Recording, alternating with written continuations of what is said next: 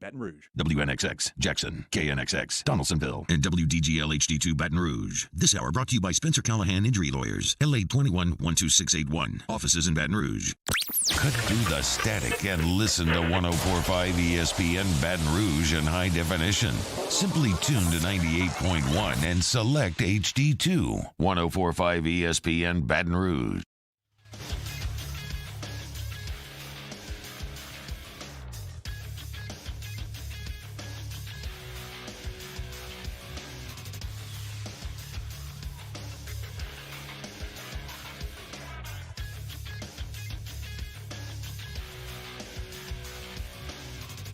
Good morning, everybody. It is 7 a.m. on Thursday, May 25th. Today in Baton Rouge, expect sunny skies with a high of 88. Coming up on OTB, we have a new edition of Big Deal or No Big Deal at 9 a.m. And we talk munchies with Chef Michael Johnson at 9:15. You can follow today's show on Twitter, Instagram, and TikTok at OTB_ESPN, or catch us on YouTube at the 104.5 ESPN channel and subscribe for daily content. Hour number 1 of Off the Bench, live from the Mercedes-Benz of Baton Rouge studio, starts now. Let we go! All-Star Toyota presents Off the Bench with Jacob Hester and T-Bob Hebert. Yeah! Off the Bench with Hester and T-Bob.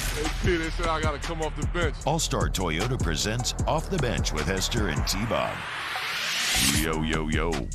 Yo, what's happening, y'all? Welcome in. Thursday, May 23rd, 2023. Hope you're all having a wonderful day. You know, we're here at the end of the week, boys. Weekend basically here.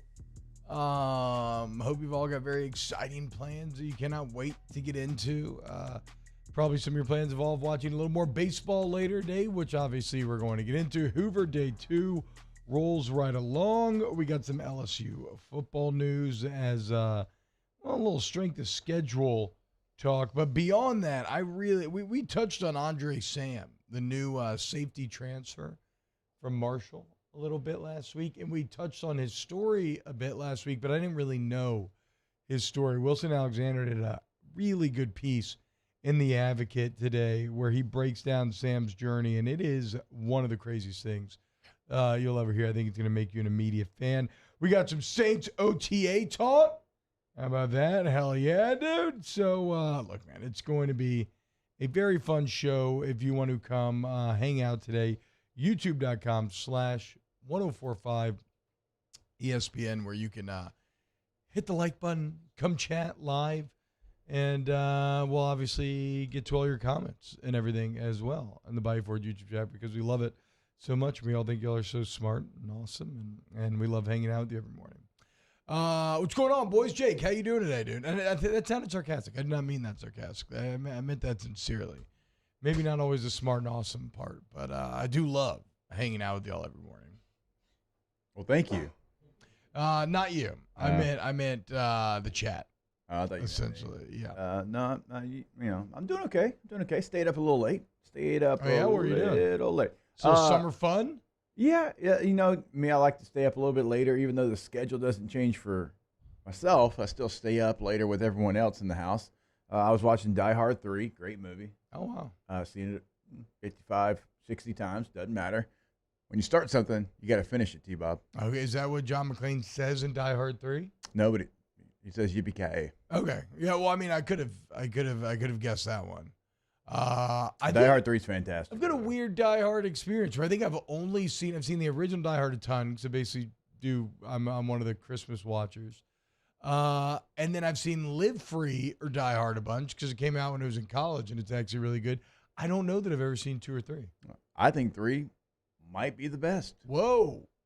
Is Die Hard 3 put it either in the chat or in a Guaranteed Citizens Bank Trust poll? Yeah, Die Hard with a Vengeance. Which is the best Die Hard? 1, 2, 3, or Live Free Die Hard? I want to see what the Bruce, you people got Samuel L. Jackson, Jeremy Irons. I mean, I love all those people. Yeah. I do love all those people. You know what else I love? I love summer. I love the feelings I used to get when you were a kid in summer, right? Going to the pool, eating hot dogs, just playing with your friends all day, every day. I want to get the point to the show to a point here in a couple of weeks. We're able to evoke some of those feelings. So we'll see. We'll continue to try to strive towards that. Okay, Ryan Brack says one with Samuel L. Jackson, second to the original. All right, there you go. Austin Wayne says Lethal Weapon is better. Lethal Weapon's great. Actually watched Lethal Weapon on my flight to Kansas City for the draft. Hell yeah. Yeah, that's good. Then like an old classic to bring you, just to root you back in your childhood. Hey, look, let's get the SEC tournament as it's going on. It's day 3. Whoa, easy, sports guy. What? Jeez. Lightning transition. I know, we're just having some fun, talking some Die Hard. That's okay. Okay, All right, we've already said it now, so now we got Danny Glover. You know, I loved him in Saw. Oh, yeah. Yeah. Shooter. He was good in Shooter later in his career as well. It was good. It was a good I one. don't remember anything about Shooter. I think it's a Mark Wahlberg joint. I'm expecting that Taylor loves it. Yeah, you have to go watch it again, Yeah. though. That might be my favorite Mark Wahlberg movie. Wow. And you're a big Bourne guy, though, right? I mean, weren't you just talking about rewatching the Bourne movies the other day? Yeah, I like the Jason Bourne movies, but I think I like Shooter better than those. Okay. Shout out. I wonder what my favorite Mark Wahlberg movie would be. Other Guys, maybe? That's a good one. Daddy's Home? I like Ted a lot. I know it's kind of a silly plot. Ted is great. I thought he was excellent in it. I should rewatch Ted sometime. Ted is really good. Maury Taylor, how are y'all doing today? I'm doing great, man. I fell into a YouTube hole yesterday about skateboarding, so that was a lot of fun. Well, pray tell. You know, this is right up my alley. What are we talking about here? Bam Margera had a huge influence. Like, everybody talks about Tony Hawk, but Bam Margera kind of laid the foundation for Jackass with, you know, all the early videos. CKY, the old Can't Kill Yourself videos and everything. I used to download CKY videos off of LimeWire and Kazaa. Yeah. And watch them, and it was some of those videos that you would watch that you felt a little dirty watching them just because they are some dirty videos, but not maybe dirty in the sexual sense, just like, you know, a lot of pain, a lot of like greasy skater subculture.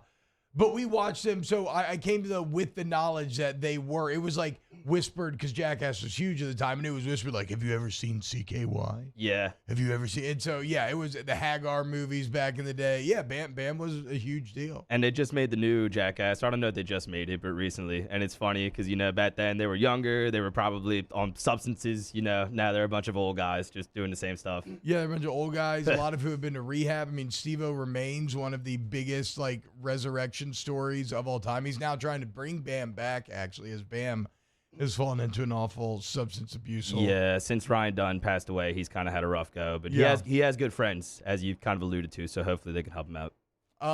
Favorite tandem and or show in the Jackass universe? Something involving Wee Man, probably. For me, it's got to be Wee Man, always an incredible skater. He used to make me so mad that I was never even a fourth of the skater that Wee Man was. I didn't. There's a joke there for sure. I don't really know that. Yeah. My favorite probably Wild Boys with Steve-O and Chris Pontius. Do you remember that show, Jay? Oh, yeah. Nature show. Yeah. I'll never forget when they were up in hammocks in the African savannah with literal giant hunks of meat hanging beneath the hammocks as a pride of lions is jumping up and eating the meat and eventually rips them out the hammocks and they have to run away. I mean, they used to do the dumbest stuff I've ever seen in my entire life. Even like the thing where you stick your hand in like the ant thing that makes you a man. I mean, Pontius and Steve-O and Wild Boys were just incredible. It was great. Viva La Bam for me. Don Vito. Rest in peace, Don Vito, always. Yeah, I mean, it had a spot. Definitely had a spot. He was the first person I noticed that when you get fat enough, you get the wonky eye. I later saw it in Big Black from, Christopher Big Black from Robin Big. He used to have it. And then even at my fattest, I caught myself sometimes. Even now, if I eat a chicken wing and I do it like the whole thing, I kind of like one eye closes and the other eye just starts to point a random direction. But I'll never forget watching Big eat wings and on Rob Big and doing the exact same thing. Yes. You know what I'm talking about? Yes. You know, hey. So I think it's all the fat in your face just kind of pushes your eye like to directions it's not supposed to go. I get it though, man. Again, I've been there. Wait, so do y'all is Jackass your favorite? What about you boys? He's Viva La Bam, Wild Boys. What about you? Probably one of those two. I mean, Wild Boys was very influential. Enjoyed it. Steve-O now is still really entertaining, I think. Steve-O's great. And again, he is one of those stories that you can actually look to inspiration for, because when he was just banging whippets constantly, it was not a good I mean, did y'all watch the documentary back then? He was not in a good spot, and now he's like so clean cut and successful and goes on tour and sells out crowds, and he's helping Bam do the same. Yeah, it's a great story. What about you, Taylor? Anything in the are you a little young for Jackass, or is this? No, I mean, I didn't watch it a ton. The ones I did, I enjoyed though. I guess my favorite duo in that would be anything that Wee Man and Preston did together. Okay. Those two together. Because, I mean, Preston was like so huge. So you're a big fan of, like, I was going to say the physical, just the almost, not gross, but like the physical comedy element of, they had hey, let's put the morbidly obese guy and the little person together. Yeah, and well, that's they just had inherently one. funny. It was like the little like water trampoline thing, and Wee Man was laying on it, and then Preston jumped on the other side and like launched him. I used to love stuff like that when I was a kid. I think my all-time, or like when Preston would chase Wee Man in their underwear in public. I think probably my all-time favorite was, it was maybe the first movie, Jake, but I can't remember who they even did it to. Maybe Danger Aaron, I can't remember. But they told one of the guys that he was going to do a fake terrorist thing to a to a cab driver, right? And so they dress him up, strapped on like a fake looking like bomb vest and everything, blah, blah. And they put a beard on him and everything. He didn't know that the beard was made of everybody else's pubic shavings. Yeah. And as they're putting it on, he's like, it's like real hair. It's like getting out of his mouth and everything. And then he thinks he's doing a terrorist thing.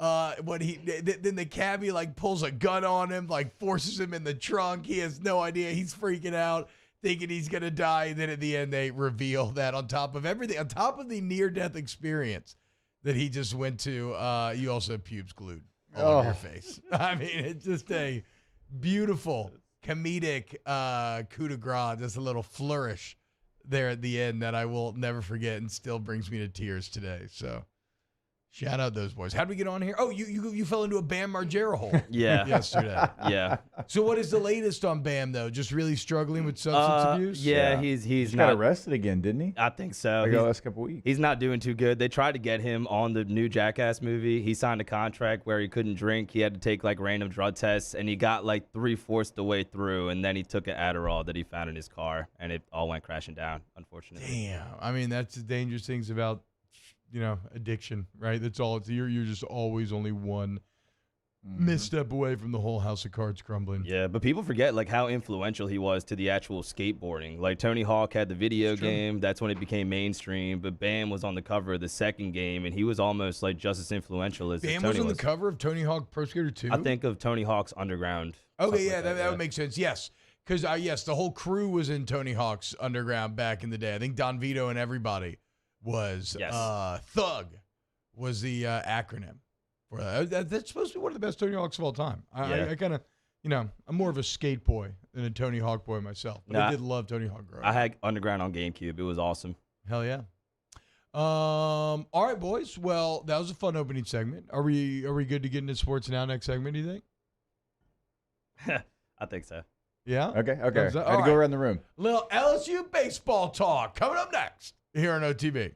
Off the Bench with Hester and T-Bob. ESPN Baton Rouge, New Orleans, Alexandria, and 1130 The Tiger. Go to All-Star Toyota of Baton Rouge. All-Star Toyota of Baton Rouge.com is the website to start your journey. Maybe you can go pull some jackass shenanigans, like go to buy a car from All-Star and have like a fart machine in your back pocket or something. That way they'll know that OTB sent you. Okay? So if you wanna go do that, please film it and send it to me because I think that'd be very funny. But maybe you just want a car. Okay. And if I get that too, just go see them over Airline Highwayman. They're the absolute best. Doesn't matter if you're looking for new, used, maybe you're just looking to rent. They have the the best people there, which is most important because it is like a family over there. But the selection's excellent. The deals are great as well. You'll find your answers at All Star Toyota. If you're about to head to the beach and you've got maybe a midsize SUV and it's just not big enough for all the things that you have to bring to the beach, go rent a Toyota, the Sequoia Sienna today, All-Star Toyota of BatonRouge.com. Our listeners fire off their opinions on the jimsfirearms.net hotline at 499-1045. Keep listening for your next chance to shoot us your thoughts with the jimsfirearms.net hotline on 1045 ESPN Baton Rouge. Bayou Chrysler Dodge Jeep Ram has $20,000 off new 22 Ram 1500 SCA trucks and incredible deals on all remaining 2022 inventory, all with Bayou's 1 million mile warranty. The crew at Bayou Automotive is going to do right by you. Gulf Coast Office Products is a nationally recognized Savin office equipment dealer based right here in Louisiana. Over 100 employees strong, Gulf Coast has the boots on the ground to support all vertical markets from education, engineering, legal, and finance. With the latest in office technology from desktop to production segment units, Gulf Coast and Savin have the perfect fit for you. Call 225-756-2644. That's 756-2644 for Gulf Coast Office Products.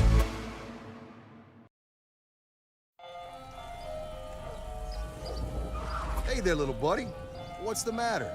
What's the matter? My windows, siding, and my door. That's what's the matter. Relief Windows can fix all of that. I got you. Pop, pop. What's up? Oh my gosh, look! Curb appeal. That's a good-looking neighborhood. ReliefWindows.com. I've been doing business with Luba for 25 years. They're dependable, trustworthy. It's just the attention to detail with our clients. Our folks have years and years of experience. They're highly trained professionals, but many companies have that asset. What I'd like to think makes Luba a bit different is that we use those talents in a way that truly is dedicated to serving the needs of the folks who depend on us. There it is, the extra mile, on the border of expected and extraordinary, for those willing to go further, like vans customized for work or play, with safety and tech to keep you connected, supported by a 5-star sales, service, and finance team, and backed by the 1-star you know. So go the extra mile. It's never crowded, because so few have what it takes to go there. Mercedes-Benz Vans. Hey, what's up, y'all? It's that time again. It's heating up. Your boat's getting ready to come out and spend all summer on the water. It's time to take your boat to the next level with front-to-back boat service, where if you want an incredible custom speaker install, it's going to blow people away in the water, that's there for you. You want an HD sonar where you can see the fish under the water before you cast, beat all your friends, that's there for you at front-to-back boat service. So don't put it off. We got the parts in right now. Get them now before they go back on back order. Front-to-back boat service. Gulf Coast Bank and Trust is giving our customers the power to bank anywhere, anytime during this challenging event. And we're right there with you. Our mobile bank. For live play-by-play of the SEC baseball tournament, starting with the quarterfinals Friday night at 6, then the semifinals Saturday at noon, and the championship game Sunday afternoon at 2, right here on 104.5 ESPN Baton Rouge. It's physical, only logical. You must try to ignore that it means more than that. Oh, what's love got to do with it? What's love but a second-hand emotion? What's love got to do with it?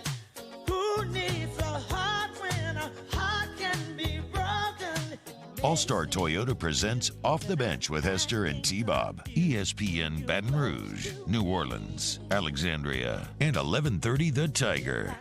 Jake, just wait. You're a little sportsed out. Just wait until we get back to more Saints OTAs and Derek Carr sound. Hell yeah, Bo. A couple things. One, I didn't say I was sportsed out. I mean, I feel you, dude. I get it, man. But we do it 24/7. It's a lot. You do it 4 hours every day. I do it 6 hours every day, and I like to have a fun. Who's counting? What?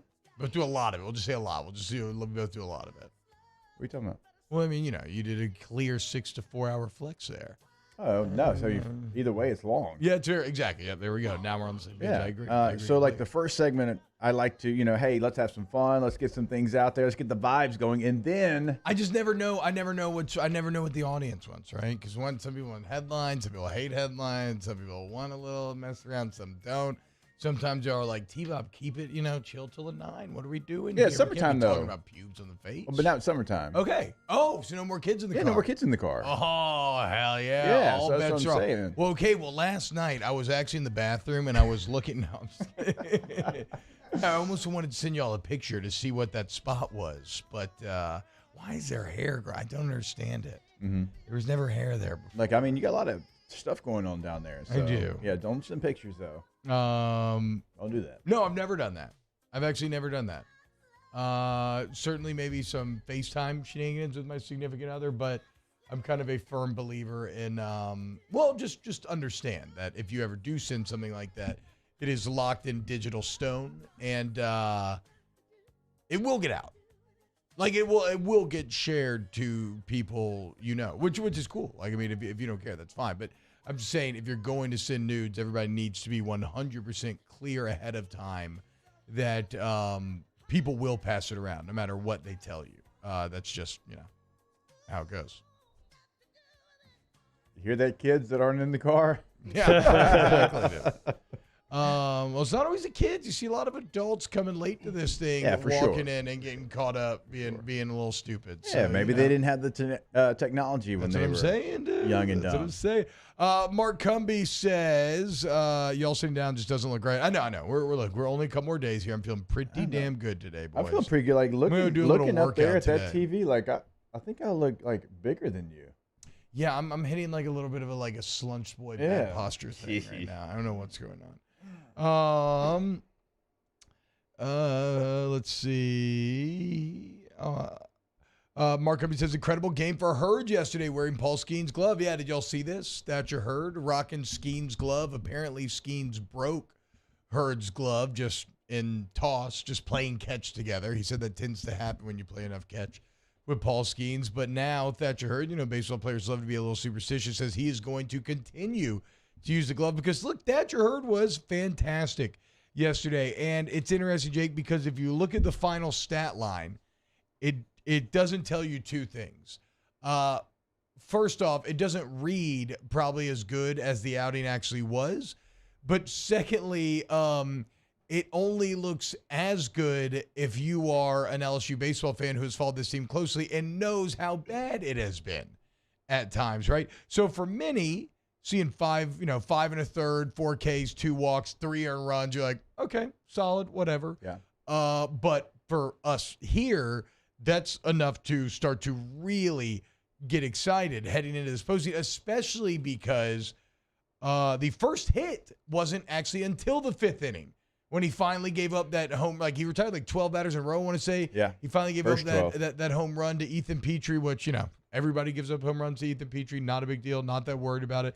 Yes, he left in the bases loaded jam, but it's a team game, okay? And Ackenhausen ends up coming up and picking him up. And so, I absolutely adored what I saw to Thatcher Hurd yesterday. Oh, it's huge. I mean, he gave you exactly what you needed. And that's all this LSU team needs. They don't need Paul Skeens every night. Now, they'll take when they get Paul Skeens from Paul Skeens, but they don't need that. They need, hey, go 5 innings. Hold them under 5 runs. Our offense will catch up. Yeah. Even if we're down, like, we'll catch up eventually. That's the strength of this team. This team is only going to go to Omaha through the offense. Right? You can have pitchers step up, and that can be great, and that can be a portion of it. But if you're going to go to Omaha, it's because you scored more runs than anybody else, not that you held them. Yes. If the bats go cold, you don't have a chance. If the bats go cold, you're not going to pitch your way to Omaha. No, you're not. So this is exactly what they need. If they can get this, even if Ty Floyd gives them this in a regional, super regional, I think it's good enough to win. Like, there's very few pitchers that are going to shut down LSU's offense. Now, I understand they can, and then that's troublesome, and you get worried about it. But this offense is the best offense in the country. T, you did a great job putting the lineup again here in the document today because as you see it laid out, It is. and if you get Pearson going like he's going Yes. as of late, then I'd stack it up against any lineup in the country. Yeah, so I want to highlight Josh Pearson here because the lineup was interesting yesterday, and it all works only if Pearson is in the form that he has been in recently, which I couldn't find exact numbers, Jake, but I feel like he's got to be batting around 400 over the last few games. I mean, even yesterday, 2 of 4 with a walk. Or excuse me, he ends up 2 of 4. Dylan Cruz is 2 of 4 with a walk. But it wasn't just even offensively. I mean, Pearson to start the game, there was a very critical moment for Thatcher Hurd. First batter of the game gets to a 3-2 count, okay? And it's immediate, like, what are you going to do? If you walk that man right there, then all of a sudden it feels like the wheels could potentially come spinning off. What did he do? He attacked the zone. He threw a very hittable ball. It gets laced a little bit, but Pearson on the run makes the play outfield, out number 1, and it gets the ball rolling for Thatcher Hurd. So Pearson more spectacular in more ways than one yesterday. But, yes, this lineup, just from a pure hitting perspective, taking nothing else into account, though this lineup will change based on matchup, this is probably the strongest pure hitting lineup that they have. They have Dylan Cruz leading off, then Pearson, then Tommy Tanks, then Trey Morgan, then Red Hot Travinsky batting 5th, almost like a cleanup. Then you're like, okay, well, I made it to the top 5. Surely try to chill out. No, then you have Cade Beloso, who's been a picture of consistency all year long. You have Jordan Thompson, who's probably the most underrated player on the team, honestly, in terms of how you all feel about him and talk about him. And yeah, this man's been stellar defensively, and he has 11 home runs as a shortstop. Are you kidding me? At the bottom of the lineup, consistent clutch hitting in big moments all year long as well. Well, then after Thompson, who you got? Joe Bear. And then Gavin freaking Dugas in the 9-hole, turning it back over to Dylan Cruz. I mean, that is a lineup that does not quit, Jake. And that's not even with guys like Bear Jones and others that could be in there depending on the matchup. So that's it's pretty sexy on paper, pretty intimidating if you're a pitcher having a look at that. Yeah, and guys like Pearson, guys like Joe Bear, like you get those guys going like they are right now, then you almost feel like that's lagniappe because we know what they did a year ago, and they haven't been bad. Like Joe Bear by no means has been bad this year. He hasn't had maybe the same opportunities, and Pearson is somebody that kind of got him at the beginning, fell into a slump, and then now he's working his way back in. But remember last year in the postseason, he was your starter. Like he was a guy that was leading off some of these postseason games. And so you get those two guys going like they are right now, and it even, I mean, because then you can allow for Dylan Cruz to figure it out. Look, it looks like he is doing, getting 2 hits yesterday. And so it's a lineup that 1 through 9, I wouldn't want to face any of those guys in clutch moments because there's just no ease up in the lineup, right? You don't have the guy batting $195. No. That's got 3 home runs on the year. And we have seen that sometimes in some of the LSU lineups. Like, hey, got to have this guy in there for defense, and he's not going to do anything. And you hope the guy in front of him gets on with less than 2 outs because he's going to bunt him over. And that's going to be about as productive as you're going to get. I mean, that was Alex Milazzo, and now Alex Milazzo is batting .340 when you have him in. Congratulations to Joe Bear yesterday becoming, how about this, Jake, the 7th person on this team with at least 10 home runs. And what's crazy, Hayden Travinsky isn't even in that club yet. So you're likely going to end up with 8 guys with at least 10 home runs on this LSU team. This is not like some of these other SEC teams where the power is really concentrated within 1-2 guys, maybe a third adding in. Again, top to bottom, this is a lineup that can hit you and make you pay. So just look, man, a really great showing yesterday. I mean, Grant Ackenhausen, we should have just skipped over Ackenhausen. If he can refine the form that he had yesterday, that he had earlier in the year where he comes in with 3 2/3 of one-hit baseball, are you kidding me? A big lefty, like that makes LSU significantly more threatening. So for me, this is where I'm at. Especially after talking to Ben McDonald yesterday. Mission accomplished, you know? They won their game, nationally locked up, they're good to go. I'm not saying you don't try to win these games because obviously Jay Johnson wants to try and win every game, right? And today's going to be awesome. In the afternoon today, you're going to be treated to probably Hagen Smith versus Paul Skeens. Now, I don't know how limited they'll both be, but like anybody who likes baseball want to watch that. But I find myself, Jake, a little freed of the burden of expectation and that I don't actually care if they lose, which is, I'm going to cheer and I'll love it if they win. But like it's not a bad place to be as a fan where there's no pain on the other side. So I just kind of get to watch steak free this afternoon. Yeah, I understand what you're saying. You don't have to go in there and you're like, if you win this game, you secure postseason, right? And there's been years like that. And it's not like, hey, you need to win one more to get a national seed. You've already done that. You've done everything that you need to do. And I know Ben was with us yesterday, and he's kind of laying out some of the things that aren't the worst thing in the world if you don't make the full run and win an SEC championship game. But when you look at this team, when you look at the makeup, they're going to go for it. When you talk to Jay Johnson about midweek games, like he's got a different answer than the other coaches we've had around, or even ones that don't coach LSU, just baseball coaches we've had on the show in general. He views it different. So he's going to be smart, but he wants to win this thing. He wants to go to full distance. I agree. He wants to win, but at the same time, right, we probably see, like 70 pitches out of Paul Skeens, right? 4 or 5 innings. Like, I don't know if he's going to push Skeens into the 7th today for this game. We'll see. Maybe I'm wrong. We'll see how he ends up handling it. But that's fine because, again, I cared about getting one win, and I cared about seeing guys get into good form entering the postseason. And so I got my one win. I got Thatcher Hurd-Nagenhausen doing just that yesterday. I got Josh Pearson doing that. Like, I feel very fulfilled. And then today, sure, you know what I would love to see? I'd love to see Skeens give you a solid 4-5 and then maybe go Griffin Herring and him come in and look good. Again, like, I want to win, but it's not the end of the world if these guys look good and seem like they're ready for regional and super regional. Yeah, you need more games in some ways. And stay with me because I know you're like, wait, what? More games? There's some players on this roster, certainly in the bullpen, that you still need to get an eye on and still need to figure a couple of things out. Like also some players like, okay, with the way Joe Barry's going, with the way Pearson's going, okay, get them more at bats. Certainly Pearson at the top of the lineup. So you know me, I'm a meathead. I'm never going to be like, yeah, we're good. Let's just go out and lose the game. Be smart in what you're doing. Understand that there's bigger things beyond the SEC tournament, and you can still go out there and be successful with that mindset. A lot of people saying they think that Skeens is going to go 7, that they'll do a full start. Maybe so. Again, I don't. My point is, I don't really care either way. I think Paul Skeens is a machine, and I think he can handle whatever you want to throw at him. I'm just excited to watch. My point is, like, it's honestly, obviously most fun when you feel like your heart's going to be torn out at any moment, like that Georgia game from last Friday. It is nice to get a respite every now and then where it's not live or die.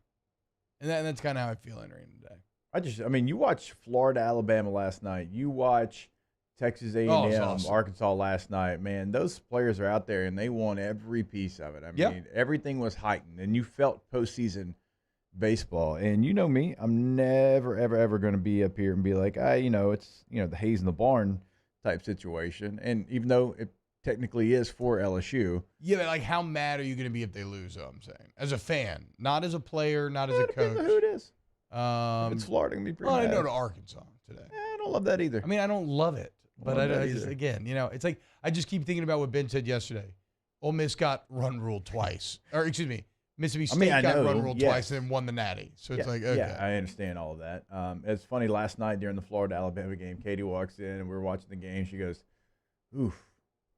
Who are you rooting for here? I will say this. Nothing made me happier than the Alabama fans already counting their chickens after getting the 6-3 lead.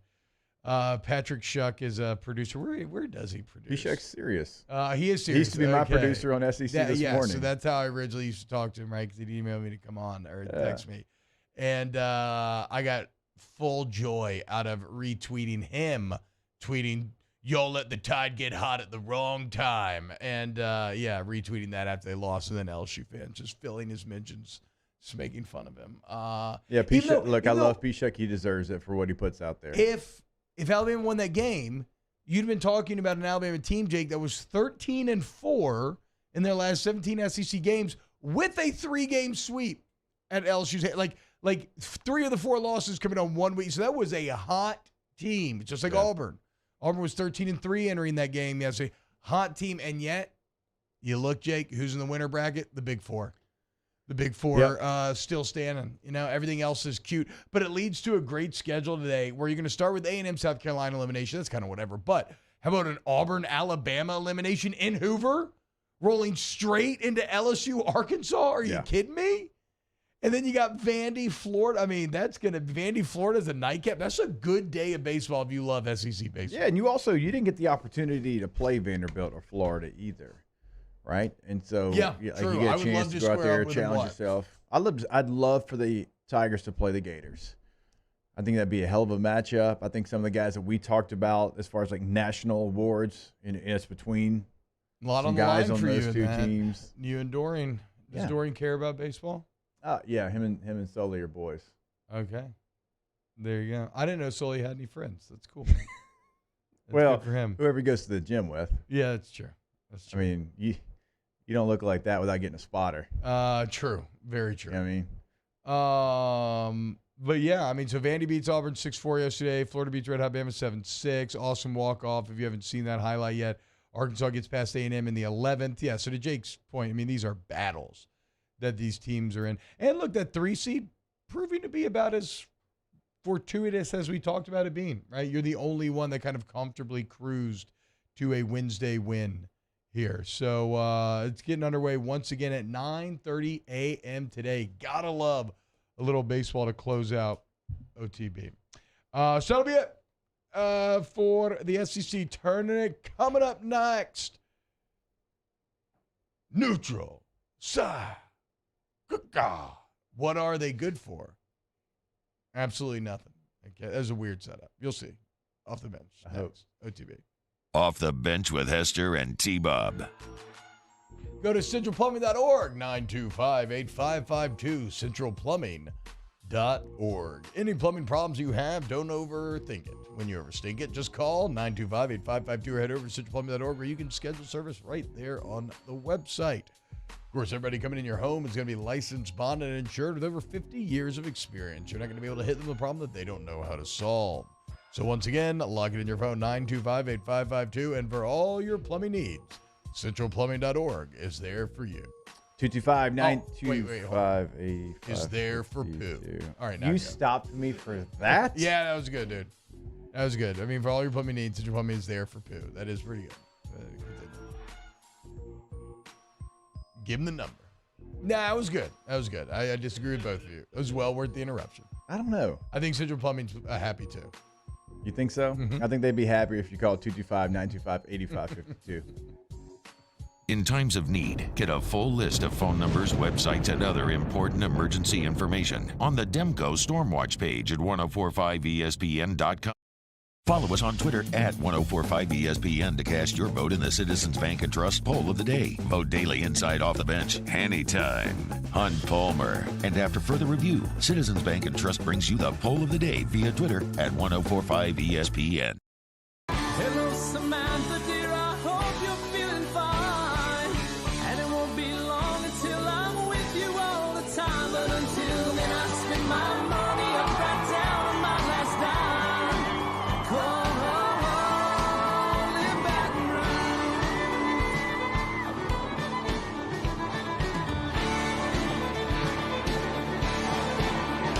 I'm ready, what you put me on through. Gotta send my love down the When is a taco more than just a taco? When it's Government Taco. Voted best tacos 3 years in a row by 225 Magazine, Government Taco puts the most delicious spin on tacos the capital area has ever seen. With creative combinations like the Magna Carrot, the Filibuster, or the Steak of the Union. Plus perfect tortilla chips paired with the best salsa and queso you've ever had. And happy hour every day from 3 to 6 p.m. and all day on Thursday. Government Taco, 5621 Government Street.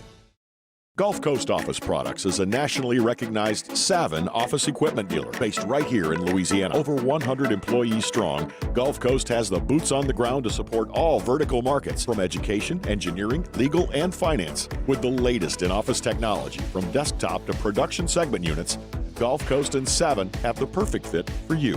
Call 225-756-2644. That's 756-2644 for Gulf Coast Office Products. There it is, the extra mile, on the border of expected and extraordinary, for those willing to go further, like vans customized for work or play, with safety and tech to keep you connected. Supported by a 5-star sales, service, and finance team, and backed by the 1-star you know.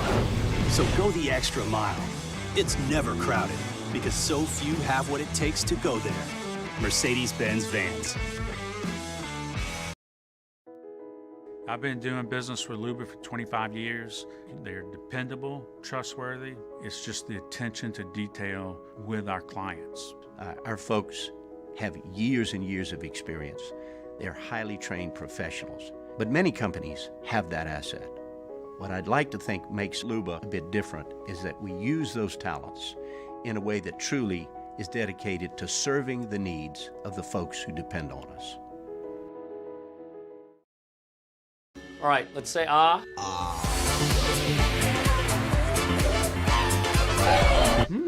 Where'd my spotlight go? Super weird. Charles Hannegriff joined me and Jimmy out for our new show, Live at Lunch, starting 11 a.m. on Memorial Day. Can't shake this guy. Live at lunch, 11 to 1.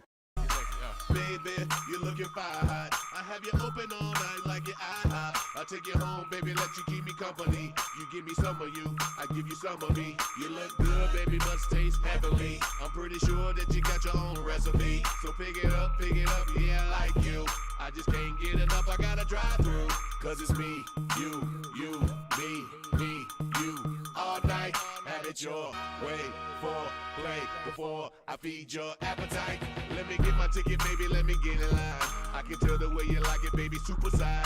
Hold on, you got your... All-Star Toyota presents Off the Bench with Hester and T-Bob. ESPN Baton Rouge, New Orleans, Alexandria, and 11:30 The Tiger. I mean, you should have seen me and T-Bob about 8 Coors Lights deep for my wife's birthday one year. That song came on. T-Bob didn't maybe remember that was the song, but you give us a couple of cold Coors Lights. Yeah. I mean, just give me a beat. Give me the beat, boy. Be my soul. Yeah, and watch me. Just watch me roll, both. Welcome back to OTB 104.5 ESPN. T-Bob, Jake, Mario, and Taylor hanging out with you today. I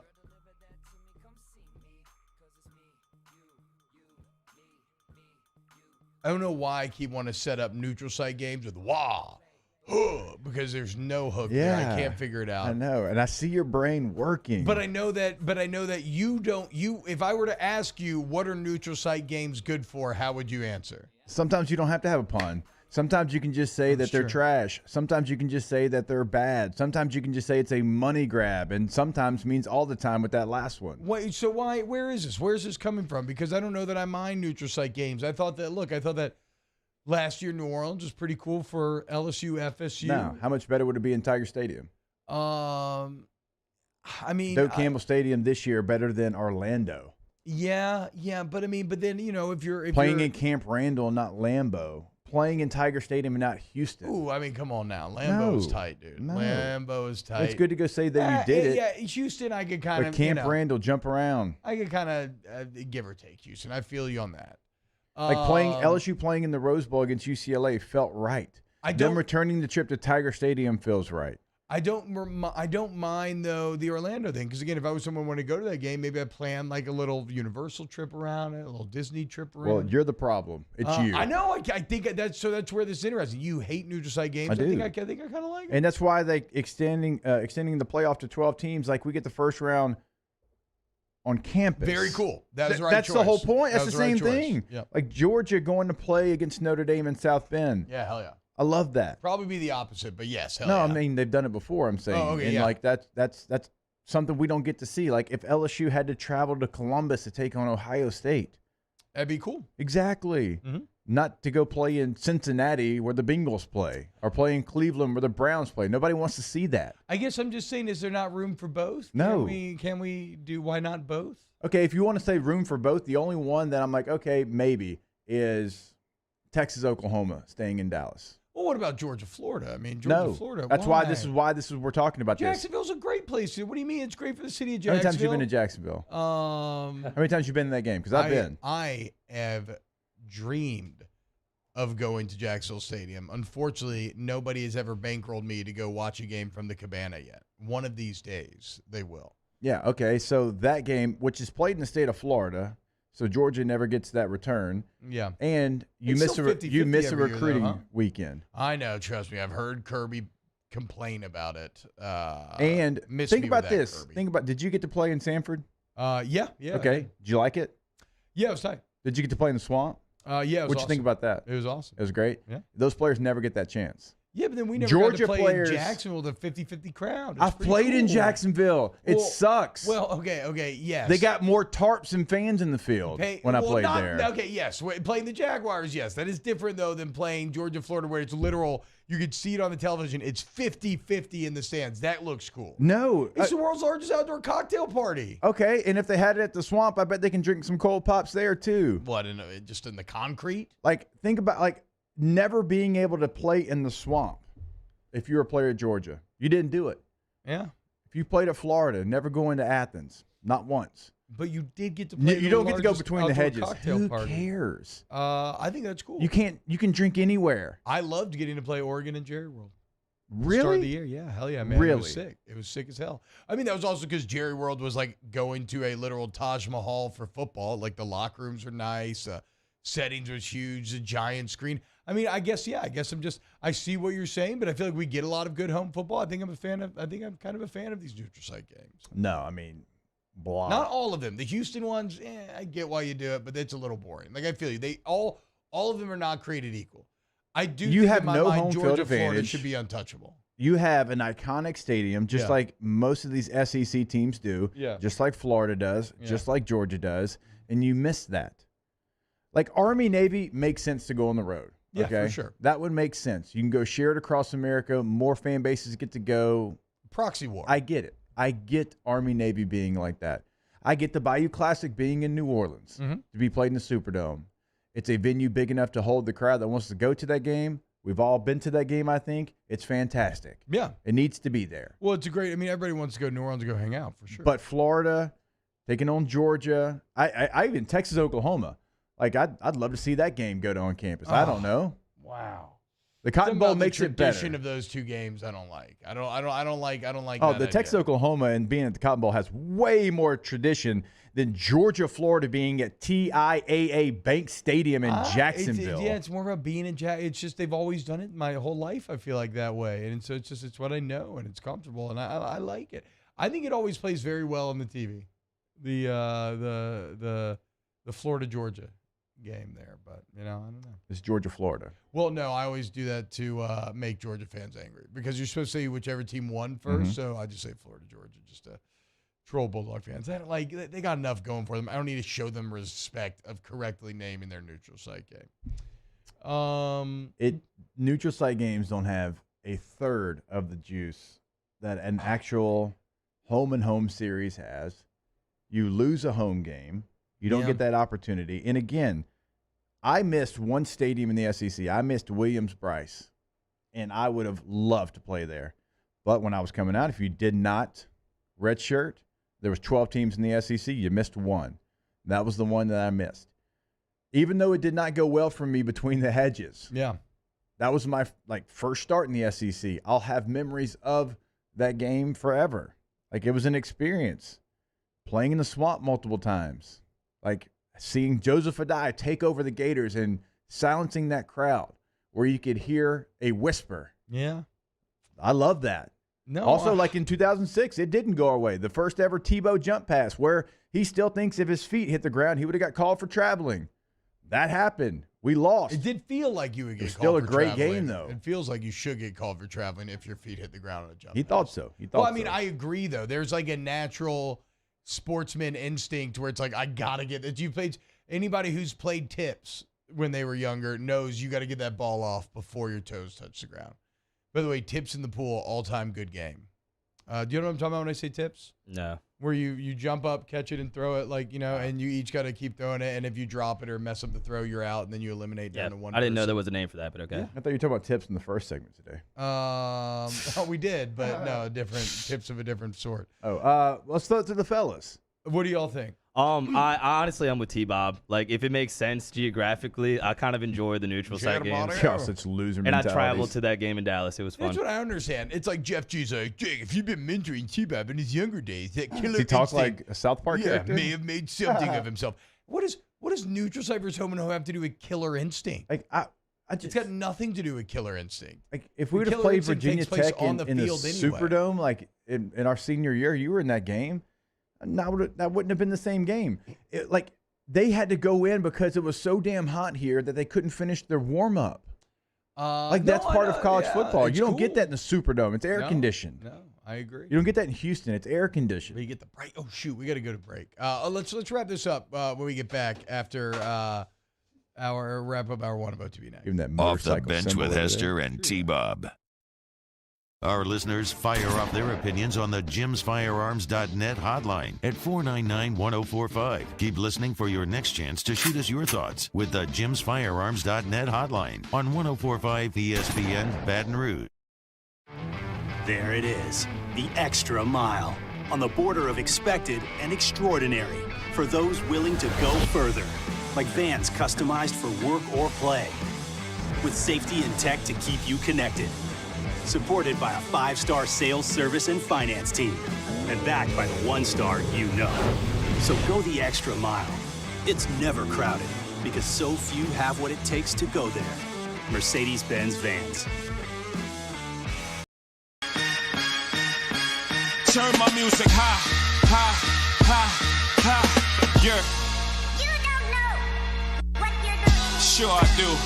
I'm from the streets where the hood can swallow on me. Bullets will follow on me. There's so much that you could run the slalom. The cops comb this top to bottom. They say that we are prone to violence, but it's home sweet home. With personalities clashing, chrome meets chrome. Prices up and down like this Wall Street. Hey there, little buddy. What's the matter?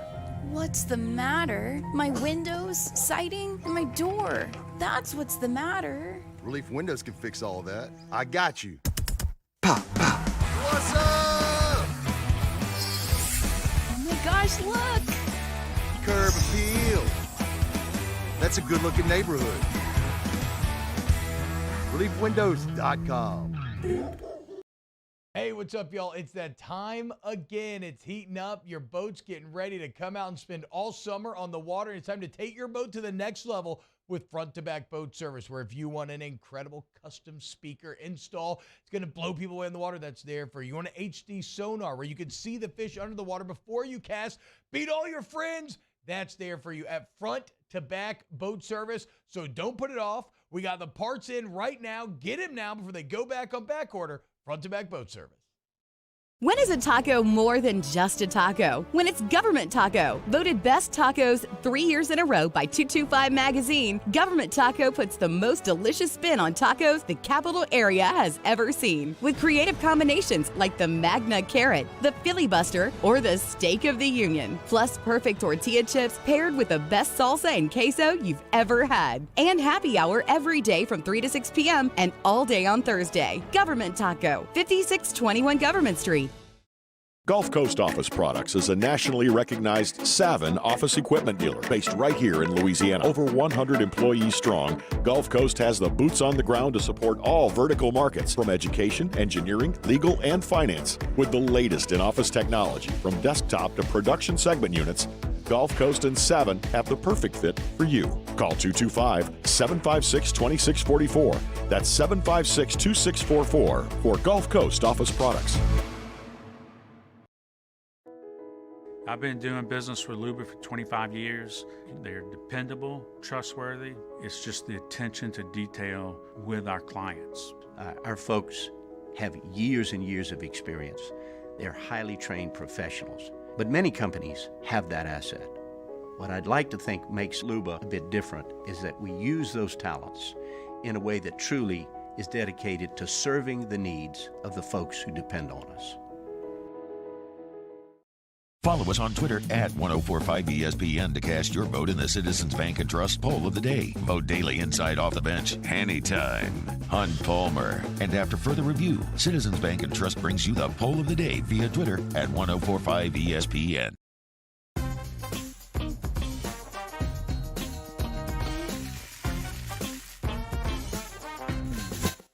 Hunt. Join me for a Thursday edition of the Hunt Palmer Show. It's a Paul Skeens Day. We'll get you ready for LSU's matchup in the SEC tournament. And Joe Healy from Hoover. Hunt Palmer Show, 1 to 3 on Thursday, 104.5 ESPN Baton Rouge.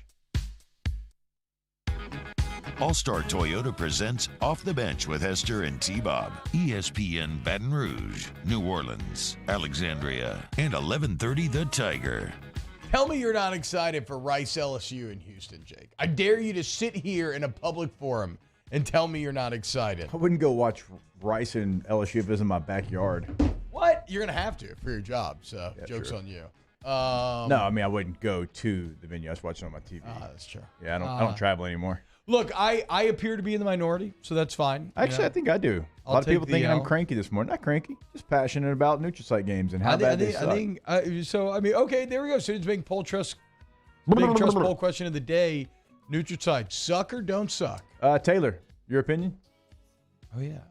Yeah, real quick. So I don't want it to sound like a cop-out. I'm probably perfectly in the middle of you two guys. Oh, this is the stellar opinion that you had us wait an entire a break for this commercial break for. Switzerland? You're like, I think you're going to love what I have to say. And then you open the mic and say, this may not be that interesting, but I'm perfectly down the middle in this regard. Here, we'll let you get your thought out next hour 2 next. Off the Bench with Hester and T-Bob.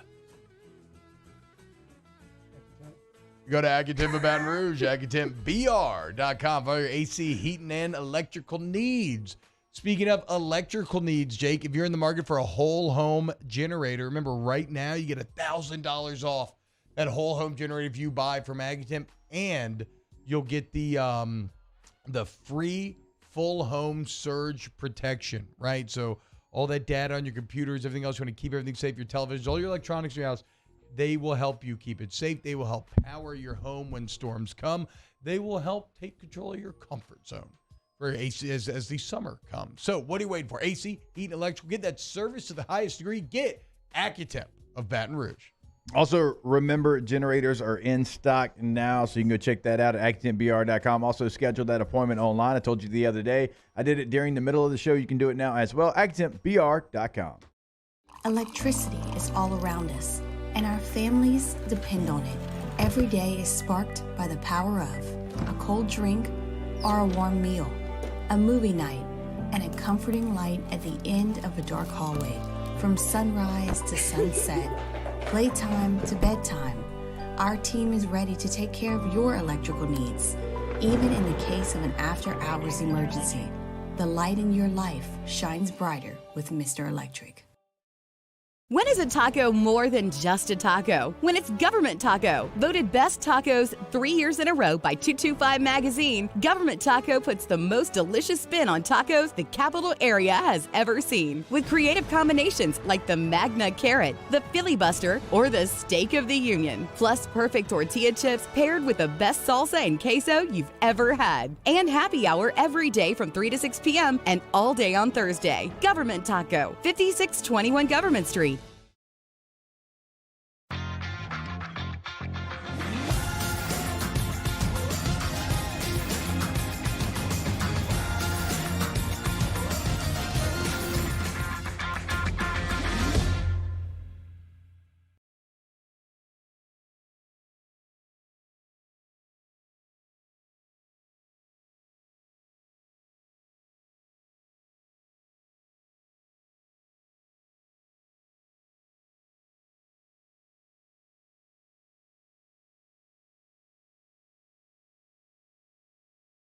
And Hanging with Hanny and the writers of Hanny Time plus Jimmy Ott's Game Time. You one up me.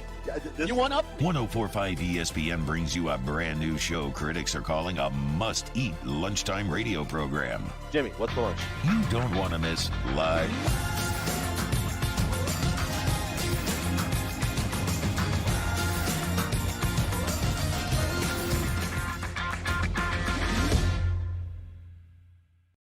Get 3.99% financing at Corval Toyota in Opelousas on select 2023 models. We also have a large selection of pre-owned inventory. So come on down to Happy Town. That's Corval Toyota in Opelousas. Happy Town, USA.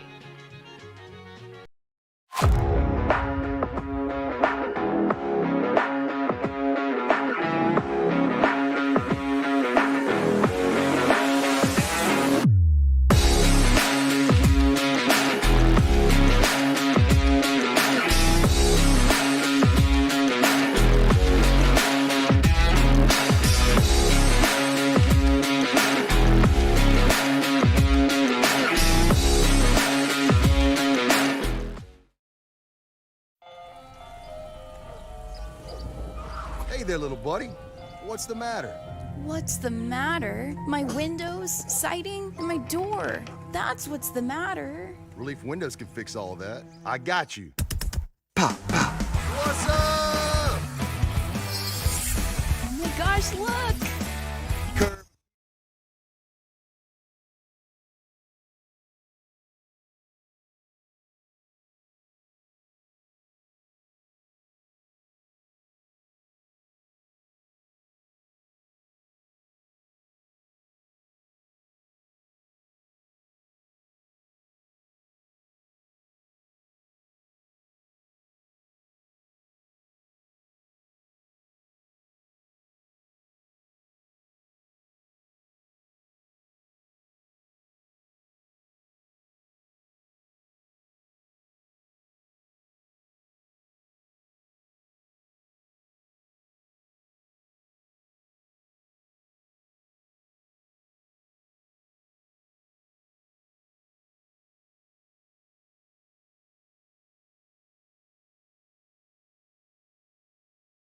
With Jacob Hester and T-Bob Hebert. Yeah. Off the bench with Hester and T-Bob. Hey, P, they said I got to come off the bench. All-Star Toyota presents Off the Bench with Hester and T-Bob.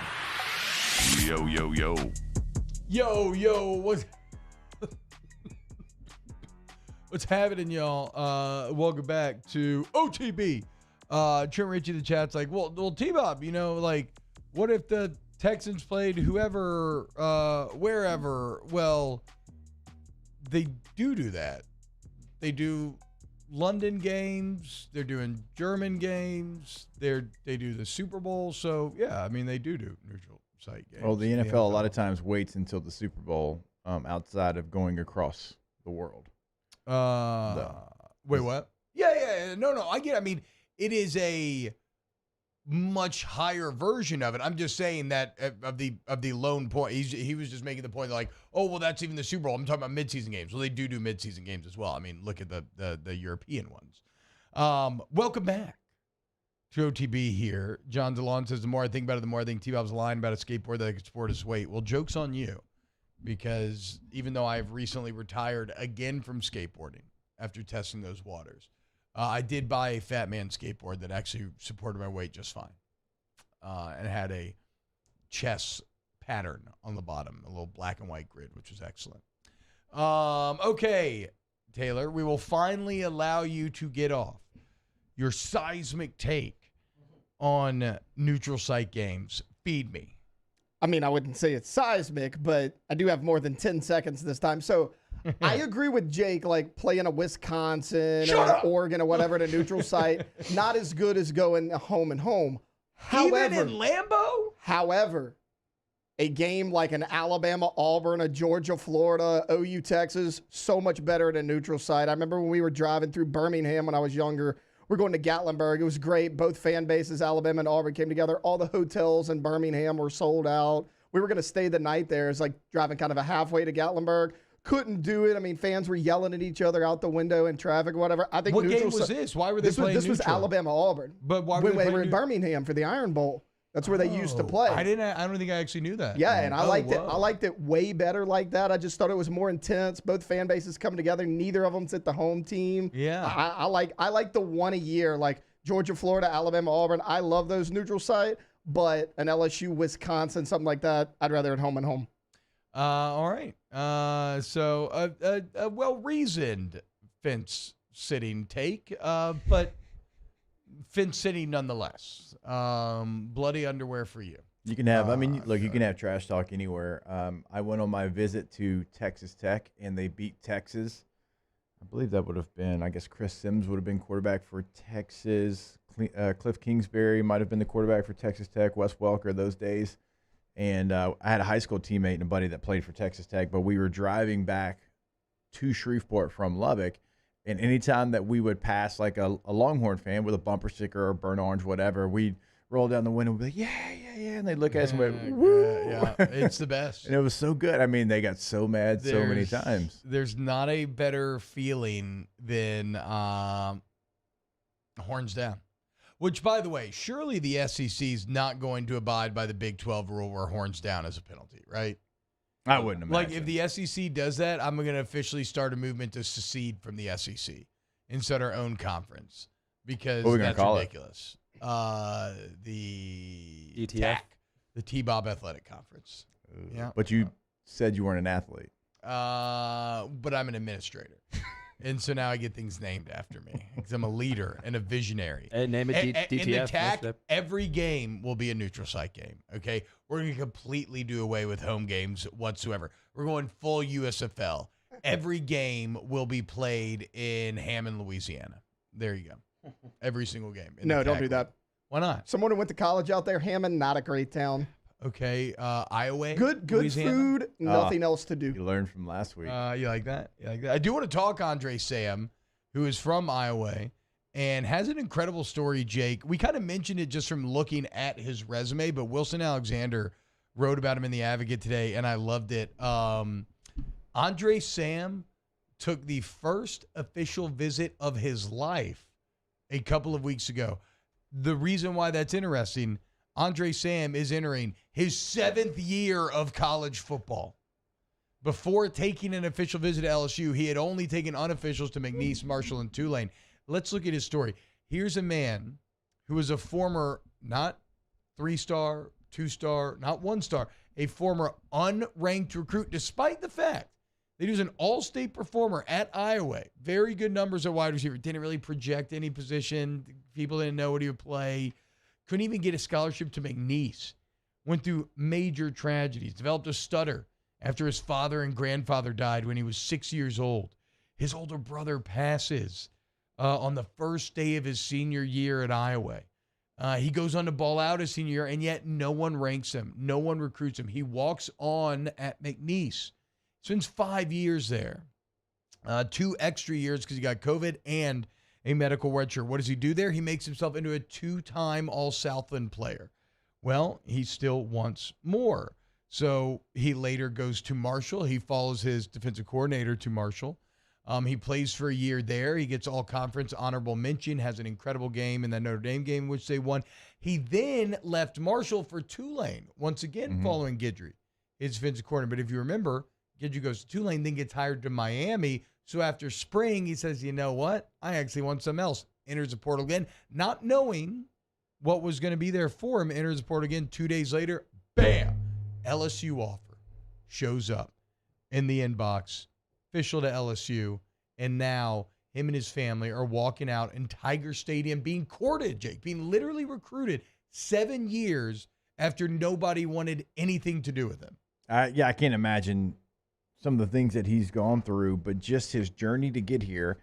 And this is an assumption, but most of us grow up in Louisiana wanting, if we play football, to play for LSU. Yeah. Like, that's the dream. He said as much. And so, like, to start your journey by playing on a really good high school football program, still not getting looked at, even though you've been an all-state player multiple years, walking on, and then finally probably, like, I can't imagine the thrill of him finally getting his first scholarship.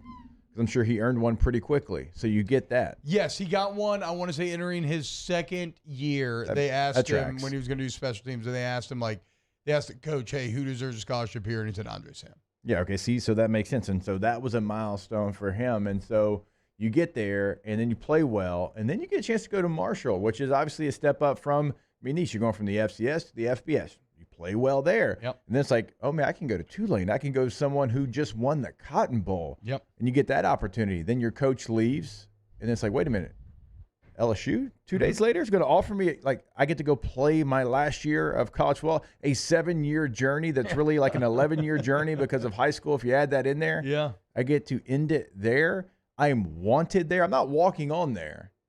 I'm getting recruited. Yeah, recruited, official scholarship, visit, official visit. Loved on. To go there because it's a position of need for them. Yeah. They wanted me because I'm going to play for LSU. So, yeah, the entire journey is a great story and exactly what LSU needed in that secondary as well. They got some young players, but now you've got, you know, a guy like Andre Sam, you've got Greg Brooks, you have veteran players in that room, and I think that's exactly what you needed there. So great journey, great story, great grit, and just keep on staying determined. Yeah, and look, man, if you're someone who deals with a stuttering issue, which can be so odd in terms of when it pops up, how it works, and can make you feel really insecure. Andre Sam is someone that you can look up to. I love the part of the story where he talks about going to Marshall, right? Where he was nervous because he's going to a new place, Jake, where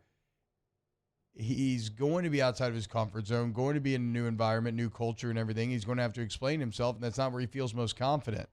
But that's where he learned to feel confident. I love this. He says, quote, "I've always wanted to tell the world where I come from and how it developed, but never had the confidence to do so. Marshall will always have a special place in my heart because when I went up there, I found myself." So yeah, he learned to process it. He learned to wrap himself up in it and use that stutter as a strength. It's something that makes him unique. What's interesting, he doesn't stutter on the football field, as coach says. So I you never know how that stuff works, but I've had a teammate that there was not really a stutter when he was having like normal conversation. When he was trying to describe a play, though, he struggled with that on the field. Nothing, but any interviews, like it just like there's some situations that it's uncontrollable for there, and then there's something obviously a lot of times, and you mentioned that developed it when he was 6 years old after a couple of tragedies in his life, and it's tough. Yeah, and he overcame it like he overcame everything else in his life. So shout out to Andre Sam. I'm a big Andre Sam fan. How could you not be? It is the story of perseverance and overcoming adversity. It is the Rocky speech that we played last week personified in Andre Sam. So hell yeah, man. I hope you kick ass this year, and I cannot wait to check it out. Ryan Brack says, buddy of mine had a bad stutter. Only time he wanted stutters when he was cursing someone out. Dan Batch said, my best friend is a stutter, but it goes away when he raps. There you go, man. I mean, everybody's got their different thing. Ethan Gidry, is he from Iowa, Louisiana? Yes, he is. How about that? All right. I just thought that Andre Sam story is worth knowing and somebody to look out for as you look for, characters on this year's LSU football team to cheer for. Coming up next, we could talk a little, maybe a little strength of schedule talk for the Tigers, Jake, maybe a little OTAs talk. And I'm sure the chat will do some stupid stuff as well. So keep it locked right here on OTB. Off the Bench with Hester and T-Bob. ESPN Baton Rouge, New Orleans, Alexandria, and 1130 The Tiger. 225-206-1517. 225-206-1517.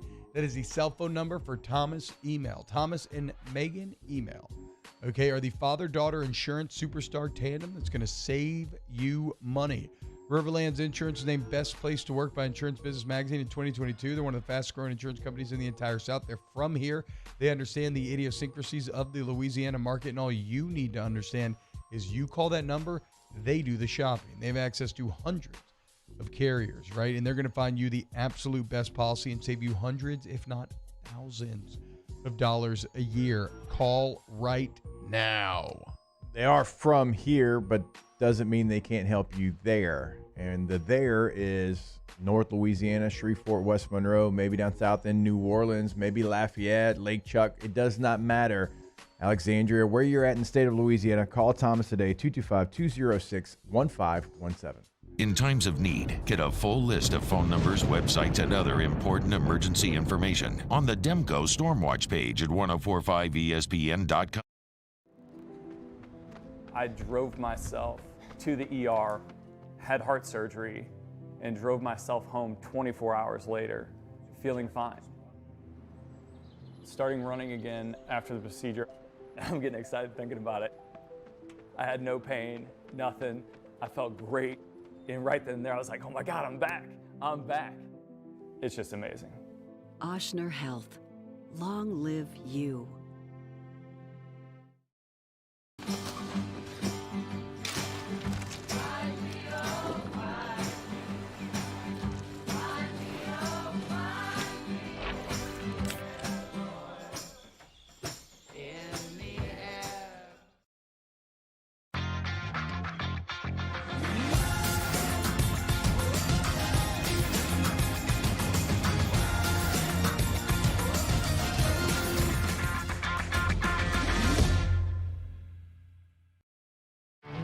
There it is, the extra mile, on the border of expected and extraordinary, for those willing to go further, like vans customized for work or play, with safety and tech to keep you connected, supported by a 5-star sales, service, and finance team, and backed by the 1-star you know.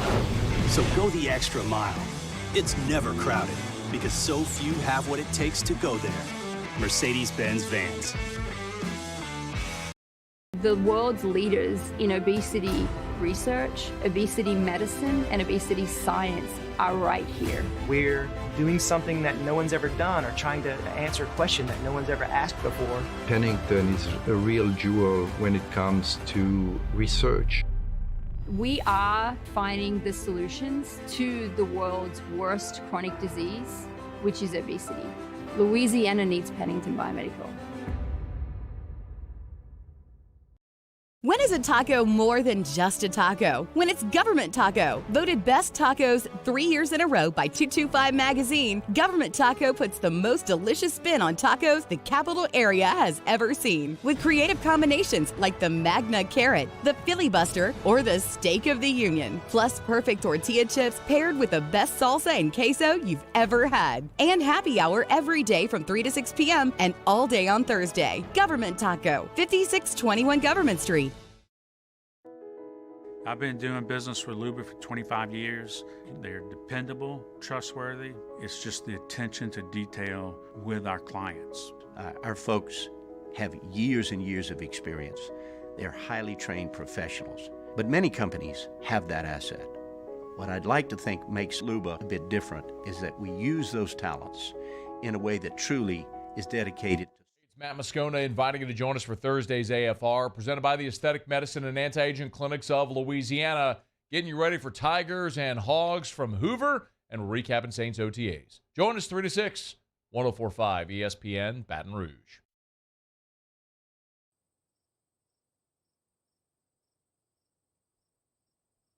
I should have seen this coming. You can't be top dog forever. Let me tell you, buddy, there's a faster gun coming over yonder when tomorrow comes. Let me tell you, buddy, and it won't be long till you find yourself singing your last cowboy song. Yippee-ki-yay, when the roundup ends. Yippee-ki-yay, and the campfire dims. Yippee-ki-yay, he shouts and he sings. When a cowboy trades his spurs for wings. All-Star Toyota presents Off the Bench with Hester and T-Bob. ESPN Baton Rouge, New Orleans, Alexandria, and 1130 The Tiger. Come on, Jake. Tell me this don't have a good sound around here, Bo. As someone who's named after a John Wayne Western, I can get behind this fully. I'll be halfway to heaven under horsepower of my own. This is from The Ballad of Buster Scruggs, which random Netflix. It's a collection of Netflix Western shorts from the Coen brothers. And it is excellent. I don't feel like a lot of people think about it or talk about it, though. But it is really, really good. That's where the, I guess what brought it up today, that's where the James Franco memes come from. When he's being hung and he's like, first time. Yeah. I've never even heard of this. That's what I'm saying. And it's like, it's really, really good. Oh, that guy was great. No Brother Where Art Thou. He's really good in this. Well, you're right. He is. Yes. And he's kind of playing a similar. Yeah. You can stop it now. He's got the same voice that he had in that movie, and he leans in. I mean, that whole short story just leans into like those dripping Western voices. But you've also got like a Nick Nolte short story where he's like an old prospector out there in the middle of nowhere trying to find gold. I think I may have to rewatch. I'm gonna have to watch it first time. Yeah, bro. You're gonna Nick Nolte's best role? As Queel in Mandalorian Season 1, certainly. The voice of Queel, I should say. I'm either going with 48 Hours or Blue Chips. Also, to be clear, I've not seen anything Nick Nolte's been in, really. Like, I've never seen either of those movies, so I don't know a ton of. You've never seen 48 Hours with Nick Nolte and Eddie Murphy? No, Your Eddie Murphy blind spot angers me. I know. To me, Eddie Murphy is Donkey Okay, and Daddy Daycare. That's bad. Pluto Nash. Even worse. I know Pluto Nash is the bad one there. Daddy Daycare's good, though. Daddy Daycare's a good movie. Go watch Harlem Nights, Coming to America, Trading Places, 48 Hours. Then you'll see the real Eddie Murphy. Beverly Hills Cop, certainly. Yeah, never seen Or Beverly another Hills 48 Cop. Hours. The sequel. They just straight up called it Another 48 Hours? Yeah. Oh, that's fantastic.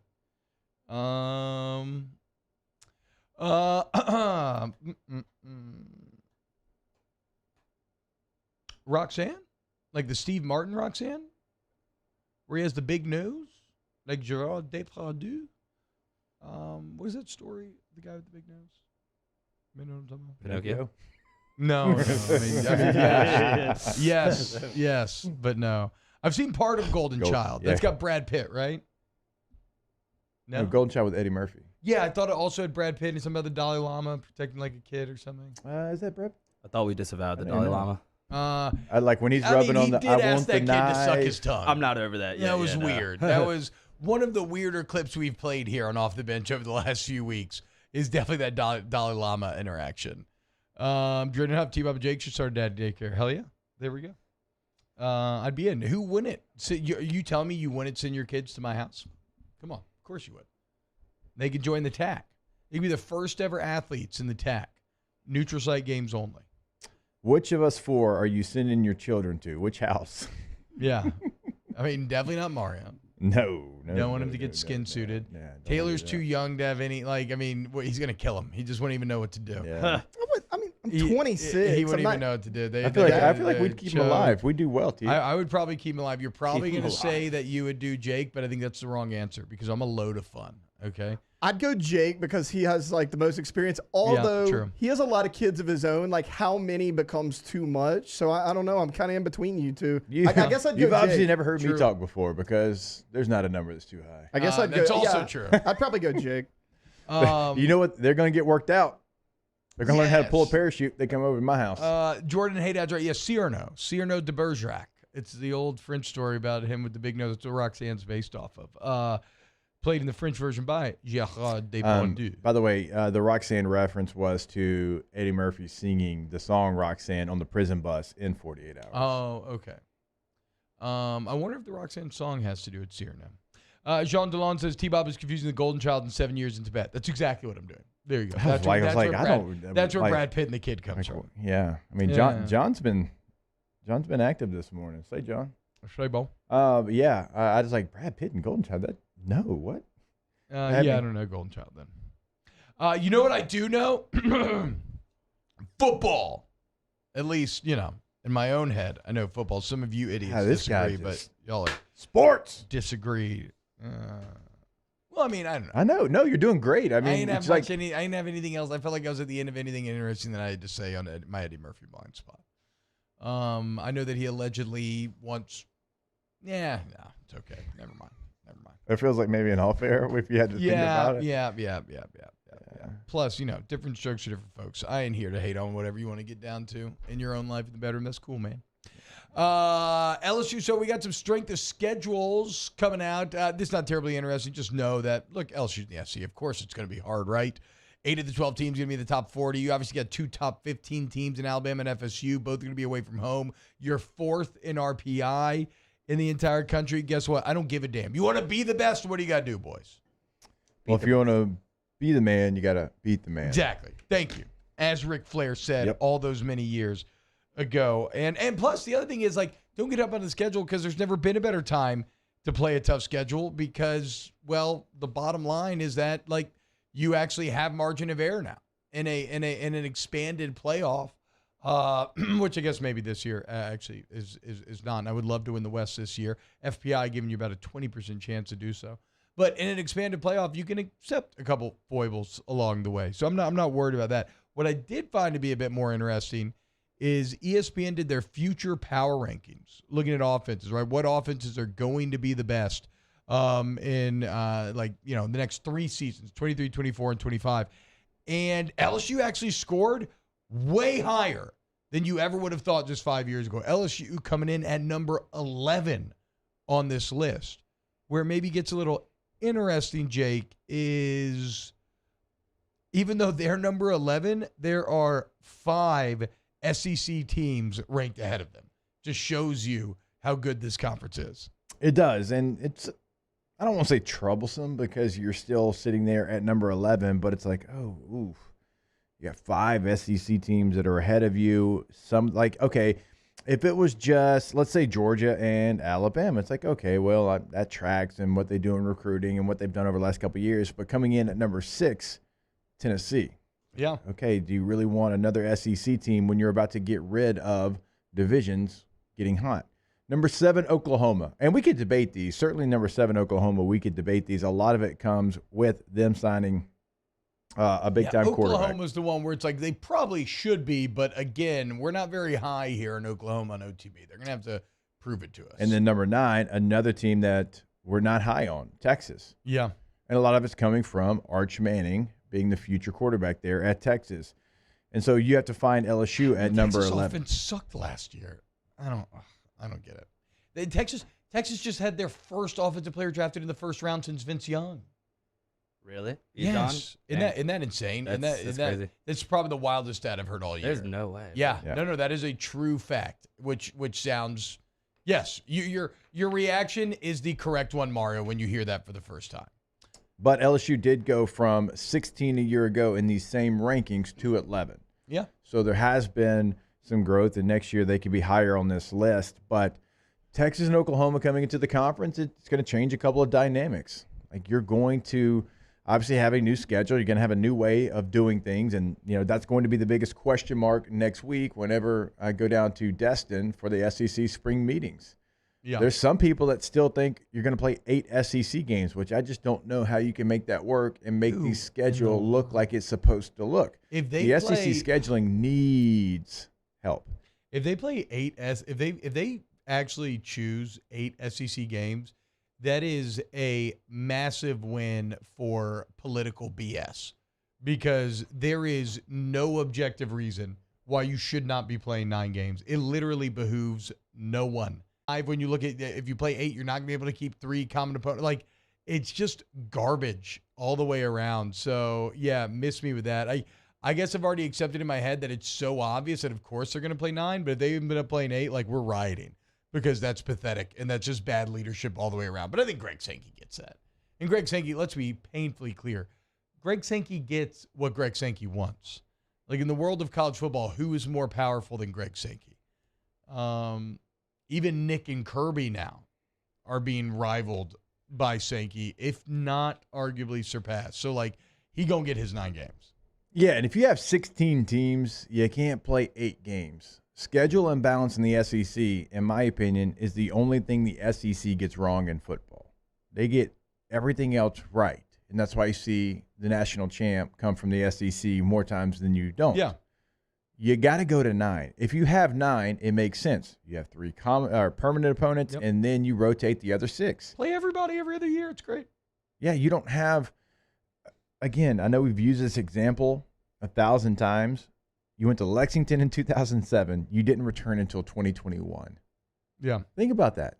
3.5 full recruiting classes that never visited a place in the same conference. Yeah. If it wasn't for COVID, you still would not have gone to Como yet to play Missouri. True. The only reason you've been once is because of COVID, and they changed the schedule. They entered the league in what, 2012? Mm-hmm.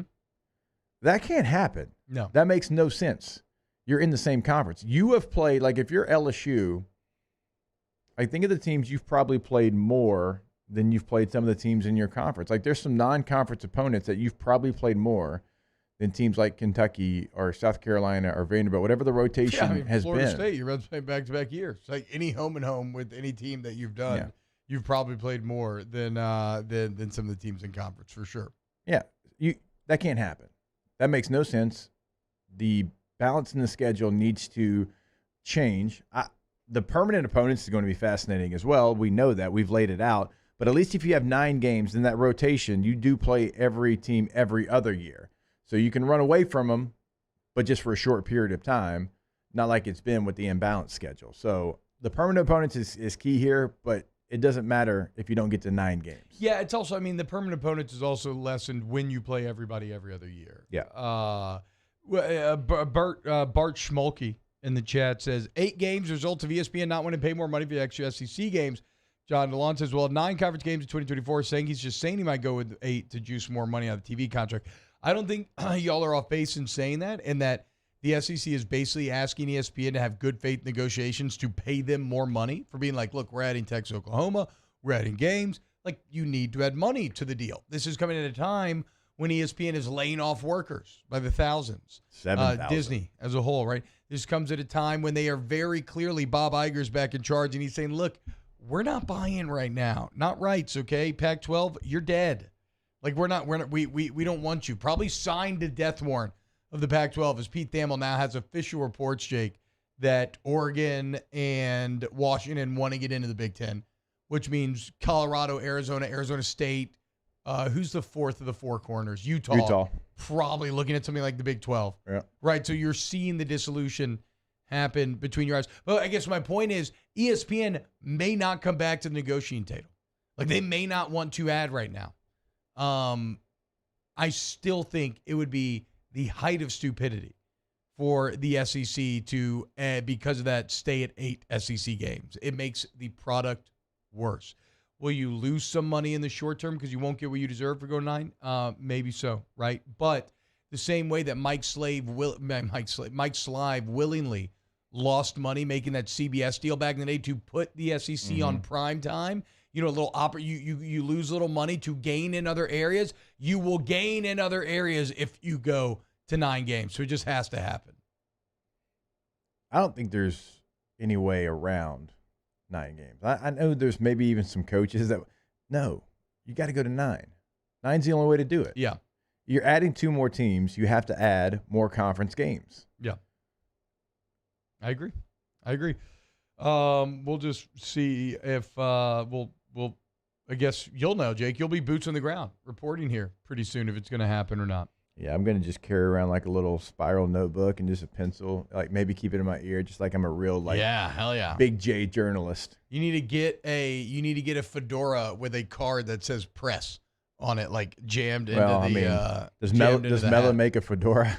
I don't know. I'm sure. I feel like when you're in the fedora game, if you're really doing it right, you're probably buying a custom fitted fedora, right? Like you're buying like a custom hat from a hat shop. So that's somebody get Jason Mraz on the phone. Yeah. Jason Mraz is definitely buying custom fedoras. 100%. Yeah. Jason Mraz is not just going fedora rack shopping. Just get your ass to a nice hat shop. There's still some out there.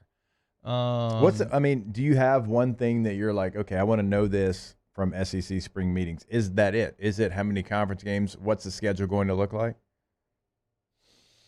I'm trying to think about what the other topics would even be. You're going to have NIL discussions. You're going to have transfer portal discussions. You're going to have but like what can they can't do anything with NIL because it's all state legislature, right? So they're all just going to abide by whatever their state lets them do. There's things that you can do as a conference. I don't know exactly how in depth the SEC and Greg Sankey want to get with that. Transfer portal is certainly something that they want to talk about there in Destin. Yeah. No, I guess it's a schedule. I don't know. But the scheduling will be what I'm looking at, the outside looking in. Maybe there's some stuff in there that I'm not realizing that could have big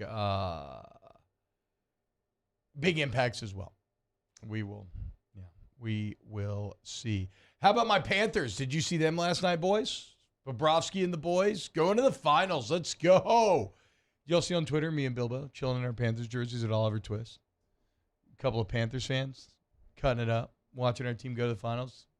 Must suck to be you, Mario, as you're watching your Heat slowly blow it to the Boston Celtics. What are you going to do tonight if they lose? You're going to be full panic mode. I'll be a little nervous. Still not full panic. It would be 3-2, but a little nervous. But I think the Heat win tonight. 3-2 going back to Boston. The underdog. 3-2 going back to Miami, but then with Boston on the horizon. That's true, but the underdog has won every single game this series, including Boston in the last one, and Miami's an 8.5-point underdog tonight, last time I checked. 8.5 points. Jake, that's insane.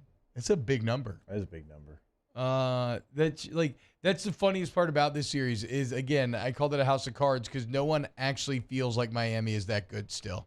I don't know, man. I disagree. Like, the team, they don't have the talent that Boston has, but like they've been a total machine this playoffs. I'm not saying they're not good. I'm just saying the analytics, gambling numbers, okay, so exactly. It took them getting up 3-0 and dominating Boston to become favorites. Yeah. If for even one game in the series, they lose that game, and now they're immediately back down to 8.5-point dogs. Yep. People are like you, freaking out, but I'm not freaking out yet. Okay. Whatever you say, dude. Seem pretty nervous to me, dude.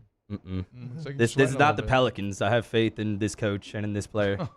Oh, wow. You just done left Willie Green and the Pelicans behind. They're trying to get to that level. Hall of Fame coach, South Beach, Jimmy Butler, man swag, and all of a sudden, look at you. Vamos Heat. Wow. Sad. Vamos Panthers is the real answer here. Let's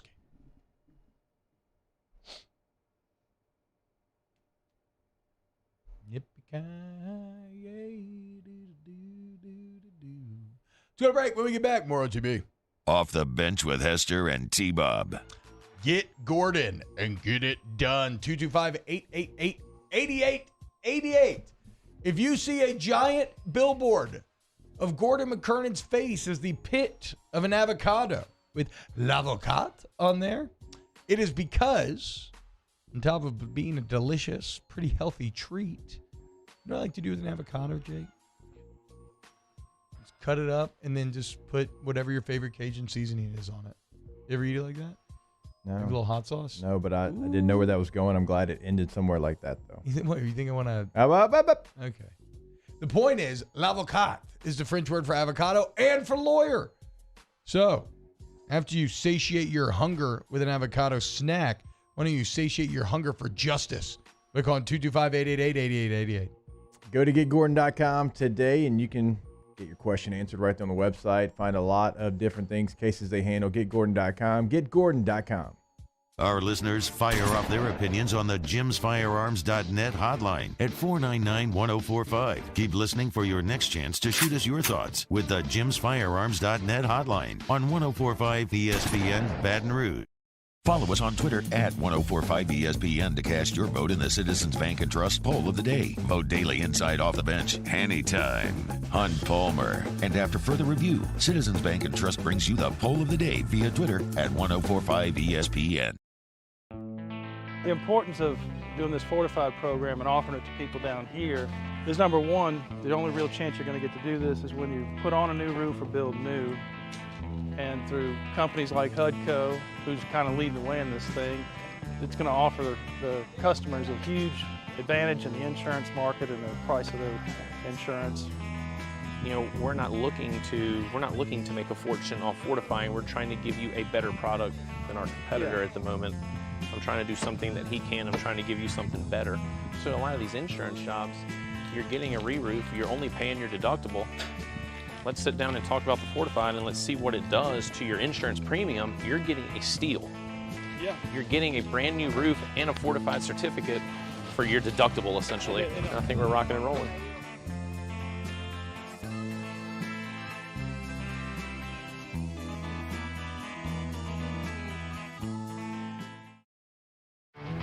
There it is, the extra mile, on the border of expected and extraordinary, for those willing to go further, like vans customized for work or play, with safety and tech to keep you connected, supported by a 5-star sales, service, and finance team, and backed by the 1-star you know.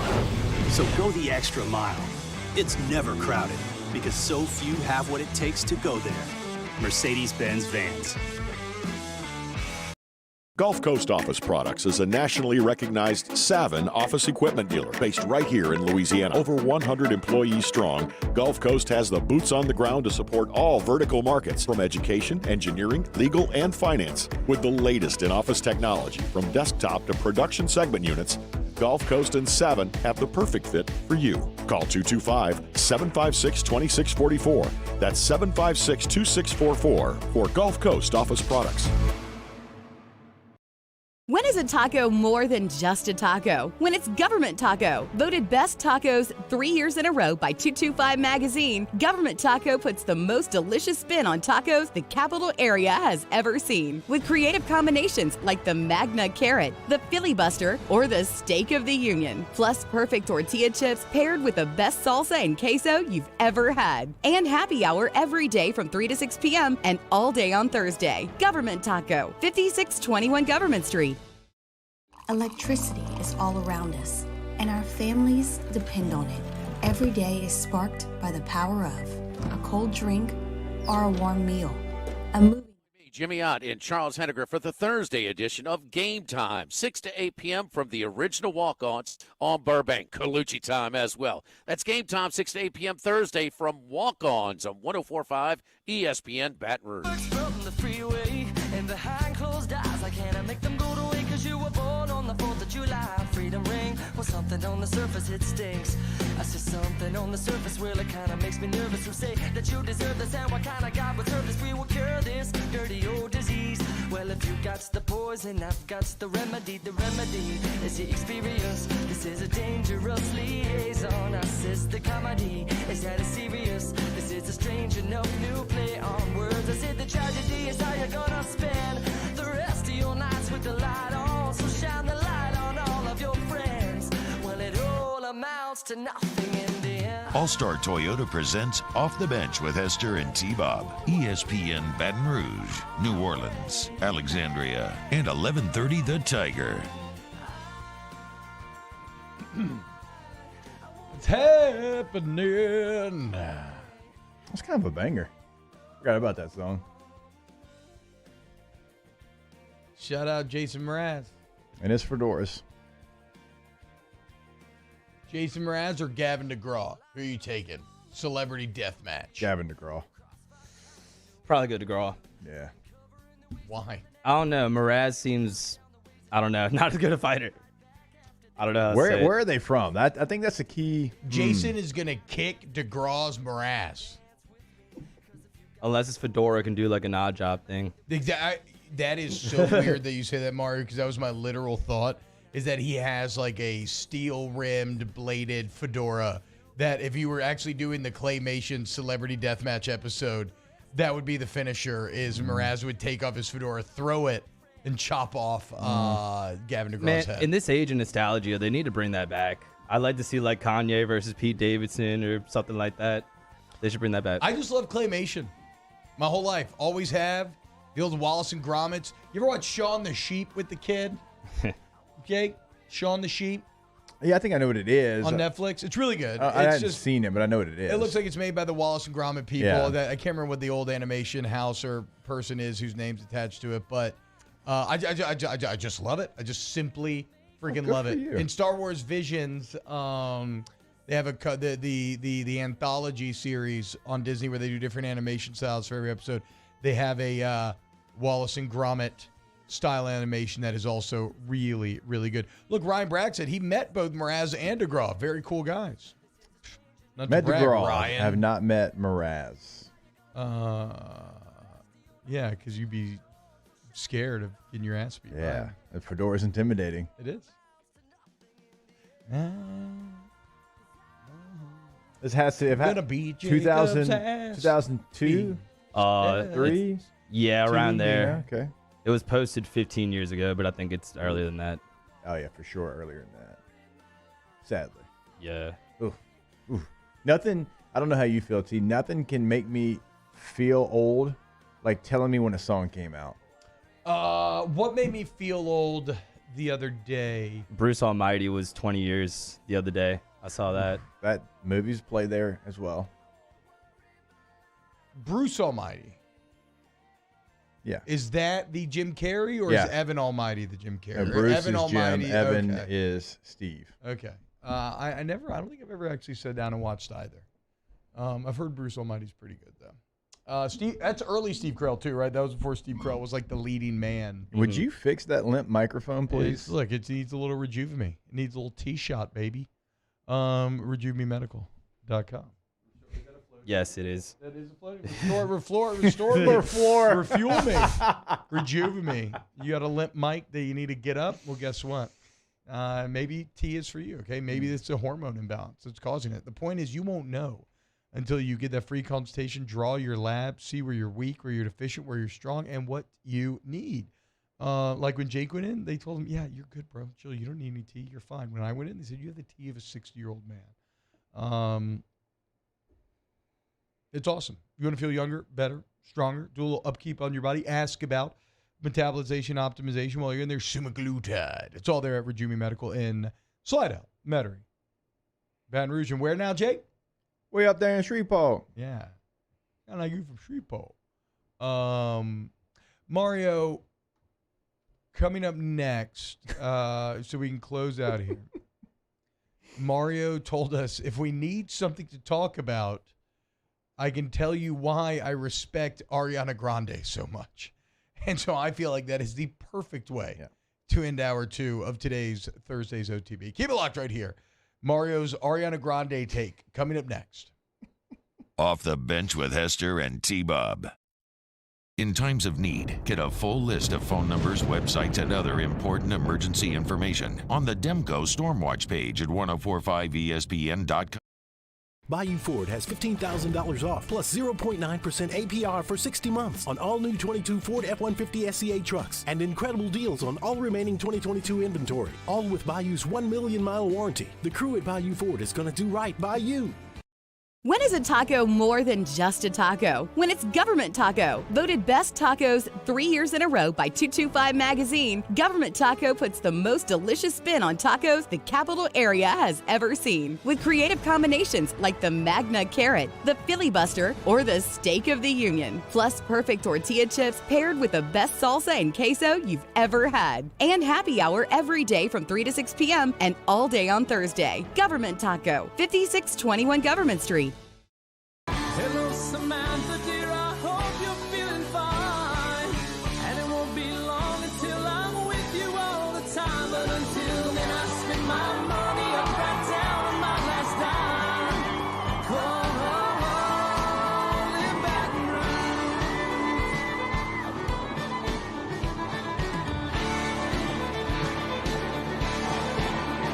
I'm ready, what you put me on through. Gotta send my love down the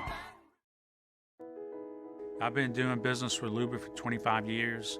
They're dependable, trustworthy. It's just the attention to detail with our clients. Our folks have years and years of experience. They're highly trained professionals. But many companies have that asset. What I'd like to think makes Luba a bit different is that we use those talents in a way that truly is dedicated to serving the needs of the folks who depend on us.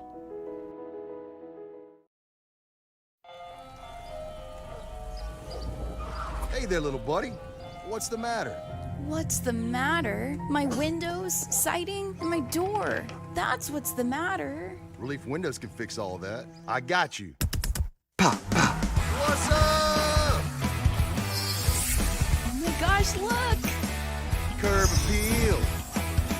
That's a good-looking neighborhood. ReliefWindows.com. Hey, what's up, y'all? It's that time again. It's heating up. Your boat's getting ready to come out and spend all summer on the water. It's time to take your boat to the next level with front-to-back boat service, where if you want an incredible custom speaker install, it's going to blow people away in the water, that's there for you. You want an HD sonar where you can see the fish under the water before you cast, beat all your friends, that's there for you at front-to-back boat service. So don't put it off. We got the parts in right now. Get them now before they go back on back order. Front-to-back boat service. Hey, it's Matt Musso. Join me Monday through Friday for your daily update on LSU baseball with Musso at the Box, presented by New Orleans Flooring, wherever you get your podcast, Apple, Spotify, Google, and check out New Orleans Flooring. 2 locations, Metairie and Prairieville, or NOLAFlooring.com.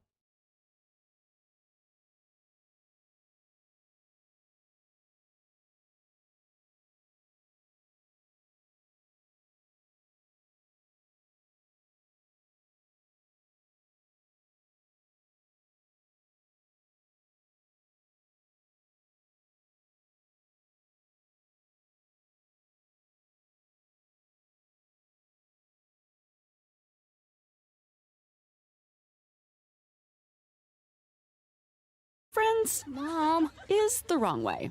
Using Stem mosquito repellent is the right way. Stem effectively repels mosquitoes by harnessing active ingredients found in plants like lemongrass and peppermint, making it safe for use as directed around people and pets. Stem, rooted in nature, optimized by science, and embarrassment-free. In for live play-by-play of the SEC baseball tournament, starting with the quarterfinals Friday night at 6, then the semifinals Saturday at noon, and the championship game Sunday afternoon at 2, right here on 104.5 ESPN Baton Rouge. I've been here all night. Ariana. I've been here all day. Nicki Minaj. And boy, you got me walking side to side. No. I'm talking to you. See you standing over there with your body. Feeling like I wanna rock with your body. And we don't gotta think about nothing. All-Star Toyota presents Off the Bench with Hester and T-Bob. ESPN Baton Rouge, New Orleans, Alexandria, and 1130 The Tiger. What's happening, y'all? Welcome back to OTB. I'm still waiting on my home field LSU bomber jacket. What are you going to do? You see the new stuff? No, I did get a DM. So they might be sending me some stuff. But then I responded and haven't heard anything back. Mario, why do you respect Ariana Grande? All right. This is Can't also. wait for this weirdness. This is a good one. At the But risk, Ariana Grande, just know, if anybody knows her, text her, because we need her to know that she has now gotten the Mario Jerez seal of approval. yeah, tag her in the video, Taylor. Yes. So sometimes, I'm sure we've all been here. Sometimes in this life, people in authority are not always going to believe in your abilities the way that they should, right? True. Like people that you know are less deserving than you may get some opportunities that you feel should be yours, right? So I wanted to talk about Ariana Grande. In the mid to late 2000s, Nickelodeon was trying to be like the Disney Channel. They were trying to develop young talent, give them a sitcom, give them a record deal, and turn them into pop stars. Yep. The way Disney did with Hilary Duff, Miley, all that. Ariana Grande was a minor character on a show called Victorious. The main character was a girl called Victoria Justice. And Nickelodeon was determined to make Victoria Justice into the next Hilary Duff, right? What a name, Victoria Justice. Yes, and the show was named Victorious. It worked. But Ariana Grande was clearly the superior singer. I don't know about actor, but clearly she was the better singer, and she knew that. So to show people she could sing, she started singing song covers and posting it to her YouTube page. That pretty much gave her the exposure that Nickelodeon did not give her. She earned it her own way outside of the traditional system. Yes. A little internet disruptor. Yes, I'd love to see that. We all know by now she went on to be an international pop star. I probably had to remind you guys who Victoria Justice even is, and I respect that. I'm Googling right now. I don't know who that is. I respect that. I relate to that. I thought Victoria Justice was David Beckham's wife, Posh Spice, for No, some it's reason. Victoria That's Beckham. Victoria Beckham. okay. Yeah, that works. But all right, Victoria Justice. Point is, okay. Nickelodeon didn't believe in Ariana Grande, but Ariana Grande believed in herself. And today, she could say Victoria Justice over me to Nickelodeon. So, shout out to Ariana. That's just like Jimmy Butler, Tobias Harris. I felt that energy. I knew where you were going. Yeah, it is. Yes, it is very Butler-esque in that way. And to be fair, good on Ariana Grande, because some of those famous things she's ever done are viral internet clips. Like, she's so good at impersonations, and she does all the ones where she sings in the different styles of all the different people. I know she's done on Fallon, but she's done on her own time as well, and they're like truly stunning. Like, they take you back. The craziest Ariana Grande thing I heard is that her hair is fake because it all fell out from having to do that ponytail all the time. That's probably true. There was so much constant stress on her hair from that ponytail and dyeing it that now she has to wear a wig or an extension or something. Don't let T-Bob's ADD distract you from moral of the story. That is awesome, what Ariana Grande was able to do. What all I'm talking about is the sacrifice of literally doing whatever it takes to get to the top, including having to cut your top. Okay. Or losing your top, quite literally. So, I mean, we're part and parcel with one another right Fair. She has pretty hair. Well, it may not actually be her hair, but whatever, it doesn't matter. I've never seen this Victoria Justice woman before in my entire life, but I see her with a rose. Is she on The Bachelor? That's what I'm confused about as well. At some point, the Google image search has her with a rose. Yeah, I'm like, have you gone to The Bachelor? Do you host The Bachelor? And there are clips sprinkled throughout time of her like kind of looking jealous of Ariana when they're like having interactions with each other. It's Ariana. Thank you. Yeah, it is Ariana. Ariana. Sure. Get it right. Oh my goodness. That's a trait that I don't understand. Like when the fellas are doing good and thriving, like the boys. Oh, but you can kind of understand it from Victoria's standpoint here. I mean, she was the chosen one, Yeah, but and that's she not- got passed up. That's not Ariana's fault. Yeah, exactly. Yeah, but I think I'm just saying that I think that just know if we do something down the road, T-Bob's hating on us. look. I mean, has Victoria Justice gone out here and crapped on her? All Mario said was she threw her a jealous look. I'm just saying that's like a natural human thing to feel a little green when you get passed up like that. Shout out Ariana and all those who are doubted. Ariana. Yeah, Ariana. Off the bench with Hester and T-Bob. Bayou Chrysler Dodge Jeep Ram has $20,000 off new 22 Ram 1500 SCA trucks and incredible deals on all remaining 2022 inventory, all with Bayou's 1 million mile warranty. The crew at Bayou Automotive is going to do right by you. I've been doing business with Luba for 25 years. They're dependable, trustworthy. It's just the attention to detail with our clients. Our folks have years and years of experience.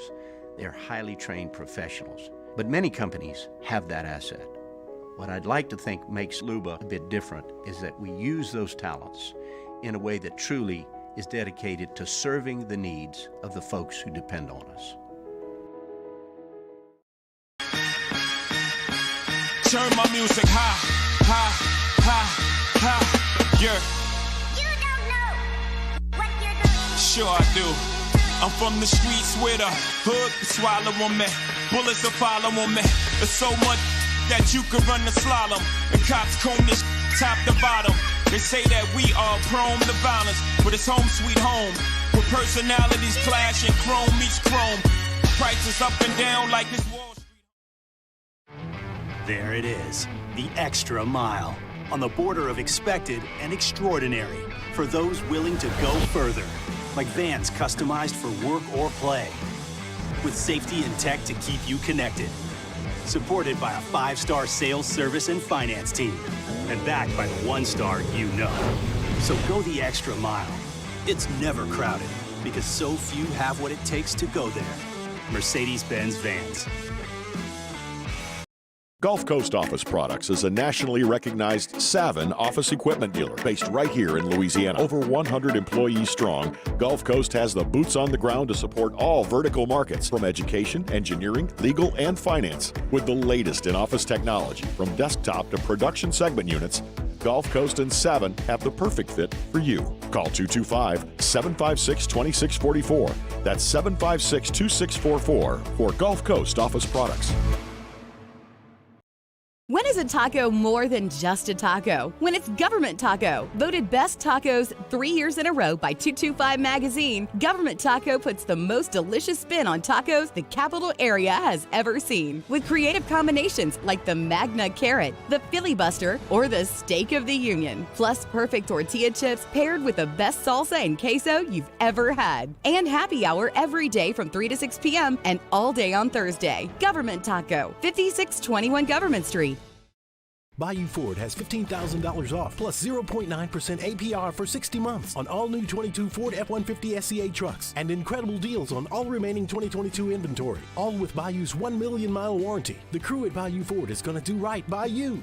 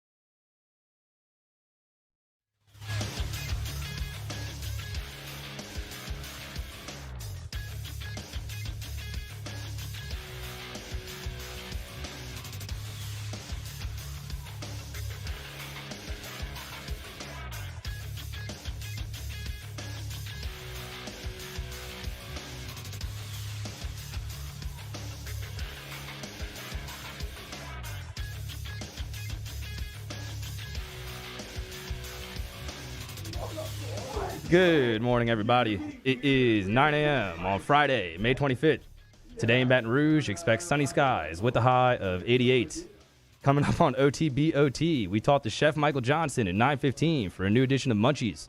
You can follow today's show on Twitter, Instagram, and TikTok at OTB_ESPN, or catch us on YouTube at the 1045 ESPN channel and subscribe for daily content. Hour number 3 of Off the Bench, live from the Mercedes-Benz of Baton Rouge studio, starts now. All-Star Toyota presents Off the Bench with Jacob Hester and T-Bob Hebert. Yeah. Off the Bench with Hester and T-Bob. Hey, P, they said I got to come off the bench. All-Star Toyota presents Off the Bench with Hester and T-Bob. Yo, yo, yo.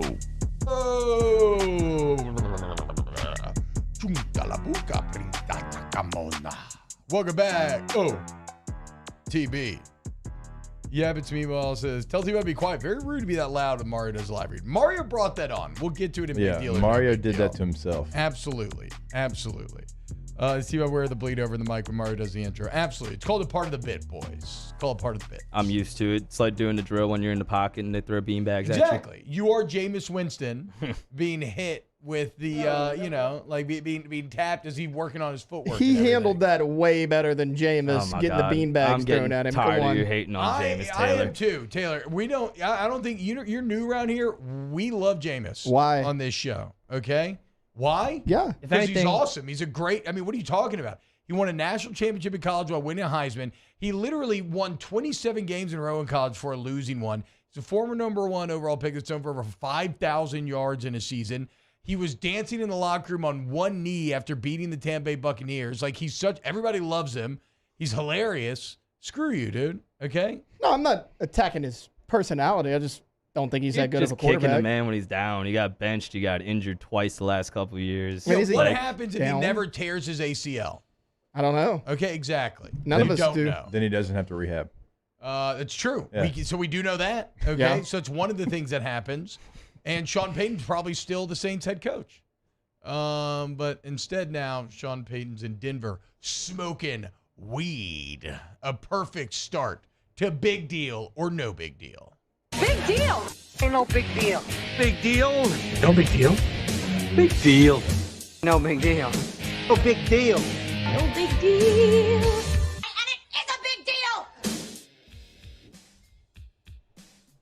Look, if there were any problems with the Call of Duty stream yesterday, it was not my fault. I want to be painfully clear about this, okay? Those are AI robotic programs that flag stuff, okay? Not a single, my human input had nothing to do with it. That said, I'm excited to watch more Call of Duty. Big deal or no big deal? Mario said that we did not respect Ariana Grande enough. After spending an entire segment giving her roses, loving on her right before we came back on air. That's why you heard me bleeding over. Mario got legitimately upset with us for saying that we did not respect Ariana's rise above the Nickelodeon machine to the extent that we should have. Big deal or no big deal? Did we show Ariana Grande a lack of respect? I think it's a big deal that Mario waited 5 minutes and then just randomly said it out loud, even though we felt like we did give the proper respect to Ariana Grande. We gave her so much respect, we said her name right. Yeah, I know. Yeah, exactly. How about you say her name right, Mario? That's a big deal. You mispronouncing her name. I just Jerez. always try to draw inspiration. Mario Jerez. I always try to draw inspiration from Mario. places. I didn't know that story till this past weekend. I thought it was awesome. Clearly, I think it was cooler than you guys think. No, dude, that's good, like that's such good. an unfair What are you characterization. doing? Stop it. Because we thought it was awesome, but you, taking it to a different level, did not think we thought it was awesome enough. Like, you don't get to speak. I'm inspired by Ariana on this day, okay? I'm going to become a TikTok star. All right. I'm going to start showing that I'm bigger than this place with internet videos of me singing and dancing, okay? Hell yeah. I will say TikTok, I'm not on TikTok. I don't know TikTok. I only really see it through other people. But it does seem like it's going away from people doing just random dances that don't really make sense and they're not even that cool to actually like funny videos now. I mean, TikTok is it's just getting your algorithm under control. If you get and I don't really have it under control, but I see like you can imagine what it'd be like if you did though. I'm not in the habit of checking TikTok, right? But like I see like Spencer Hall's TikToks that he brings back from his journeys out there to Twitter, and they're just hilarious. Rivers sends us hit or miss stuff all the time. And so, yeah, there's cool stuff out there, man. Just cool videos, I guess. I don't know. I don't know. I got to use TikTok for work, but I honestly try to avoid it. Like, there's too much social media and fluff that I already consume. I don't want to be on another platform. I kind of feel that. It's like big deal or no big deal. YouTube Kids. Because my wife downloaded for my daughter's iPad, and she loves it. And what I was trying to tell my wife is I'm not worried about her seeing something bad on YouTube Kids. I'm sure they do an okay job of content moderation and everything. What I do get worried about is I'm an adult who is hooked on YouTube and finds myself getting more and more hooked. Like, I know how insidious that algorithm can be in terms of putting things that I want to see in front of my face. And sure enough, because we don't do a lot of iPad in our house, but sure enough, now, post YouTube Kids, it is way harder to get that out. Why don't you do iPad? I don't know. I just get kind of freaked out by it still a little bit.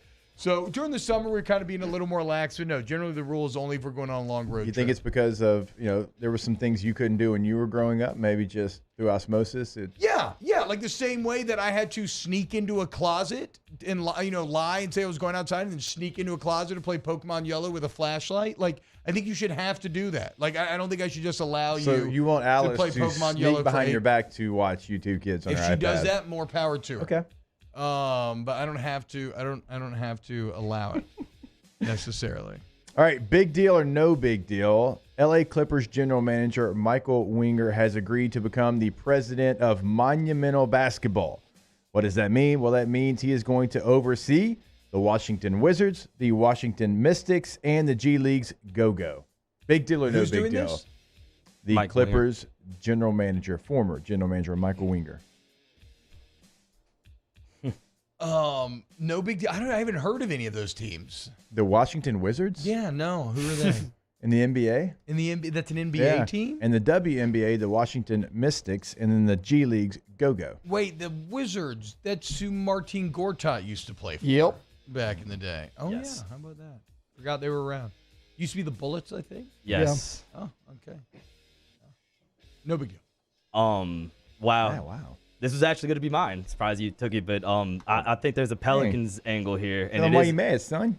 And it is a big deal Trajan because, Langdon. yes, that means the Pelicans are keeping Trajan Langdon. He was up for this job, interviewed for it.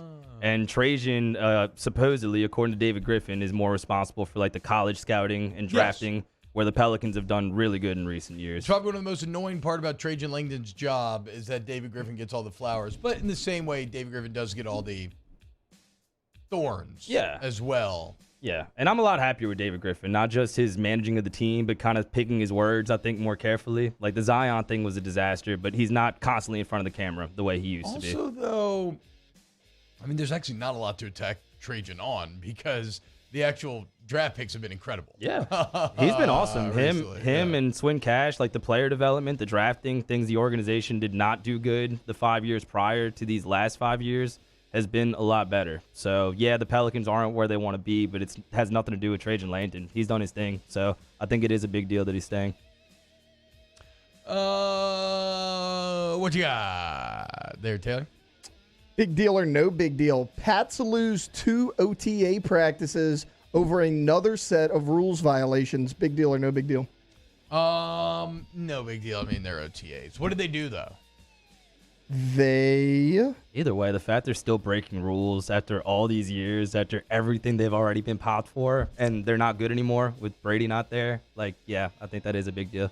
Guys, I don't know who needs to hear this. I obviously know about the Washington Wizards, guys. The joke is the Wizards have been terrible, and so they're irrelevant. Like, that's the joke, guys. I'm saying that the Wizards and the Mystics and the Go-Go are all on the same level. Keep up. Generals. Shut up, Bullet. No, it looks like the Patriots just had like illegal contact with like a player, like tampering style thing. So they lost 2 Patriots cheat. OTA That's what they do. practices. Yeah, that's what they do. Sure. Yeah. No big deal because it's them. Yeah. And nobody cares because they win. Karma's going to get them.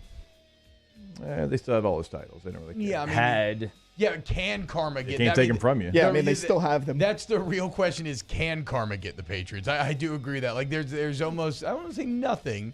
I mean, Bob Kraft did almost have a hand job video come to light, but like outside of that, there's almost nothing that could be a karmic punishment for these. Obviously, Patriots they're legends, but we don't look at the Patriots the same way anymore. Let's be real. Since Brady left. Well, yeah, no, for sure. They're not as dominant, but I'm saying, but it doesn't matter. All the hay's already in the barn. They can coast on that dynasty for a decade. You sound like a Lakers fan. I don't know if actual Patriots fans feel that way. Yeah, I don't know. Maybe not. But guess what? I don't give a damn about actual Patriot fans because I hate Boston, and I hope the Patriots suck for the rest of my time here on Earth. Big deal or no big deal? The SEC counted 327 sets of whistles from the Vandy Whistler in yesterday's game. God. 327. Big deal or no big deal? I had no idea there were two whistlers. Ben Mintz this time went after the other Whistler. Yeah. And it was far too friendly. Yeah. Far too friendly. He had Whistler Also, the truck. Peek out on his truck. The man had an entire truck. Yes, the second Vandy Whistler had an entire truck wrapped in Vandy Whistler propaganda. Yeah. So does that make him like the legit Vandy Whistler? I don't know which one of these guys was first. You know what it makes him? Unable to see the sun because his head's so far up his own ass. Yeah. That's what it makes But that's what I'm saying. Like, this guy's got such a blind. big ego. He's got to be the original, I would think. And it's one thing to be the Vandy Whistler and love it and support the boys and everything, but I've always kind of agreed that it's a tough line as a super fan where when you become more obsessed with your super fandom than the team, have you kind of lost your way? I'm sure you could appreciate that, Mario. I feel like you would vibe with that for sure. Once you become bigger than the game itself, or you seem like you're trying to make yourself a bigger deal, that's when you're crossing the line. I don't even watch or listen to that much baseball, but the times I have listened to the radio, you can hear him clear as day on the call. Oh, it's and constant. Chris Blair gets annoyed. It's a problem, man. It's too obnoxious. They did have this lady at the Pelicans games. It was the Hornets when they moved to Oklahoma City. She used to do the Native American thing when the other team was shooting free throws. And the first year they moved back to New Orleans, she got season tickets in New Orleans and would go to every game. That was a good fan. Shout out to that lady. There's a lot of great fans. I mean, look, I love a lot of the Saints super fans and everything. I just think they're and a lot of them use their it's like the Orange Man for the Phoenix Suns. I sat by him at the game, directly next to him. And it was a ton of fun, and I love to get to talk to him. He goes to children's hospitals all throughout the areas. He raised a bunch of money. So there are ways to be the super fan and do it correctly. And maybe Vandy Whistler does that, but the truck felt like a bit much. The Vandy Whistler loves the Whistler more than he loves the Vandy boys. And probably the only time it's appropriate to love boys is if you're talking about the Vandy boys. Because that is what they call them over there, right? Vandy boys? Pretty sure. Very funny nickname to me.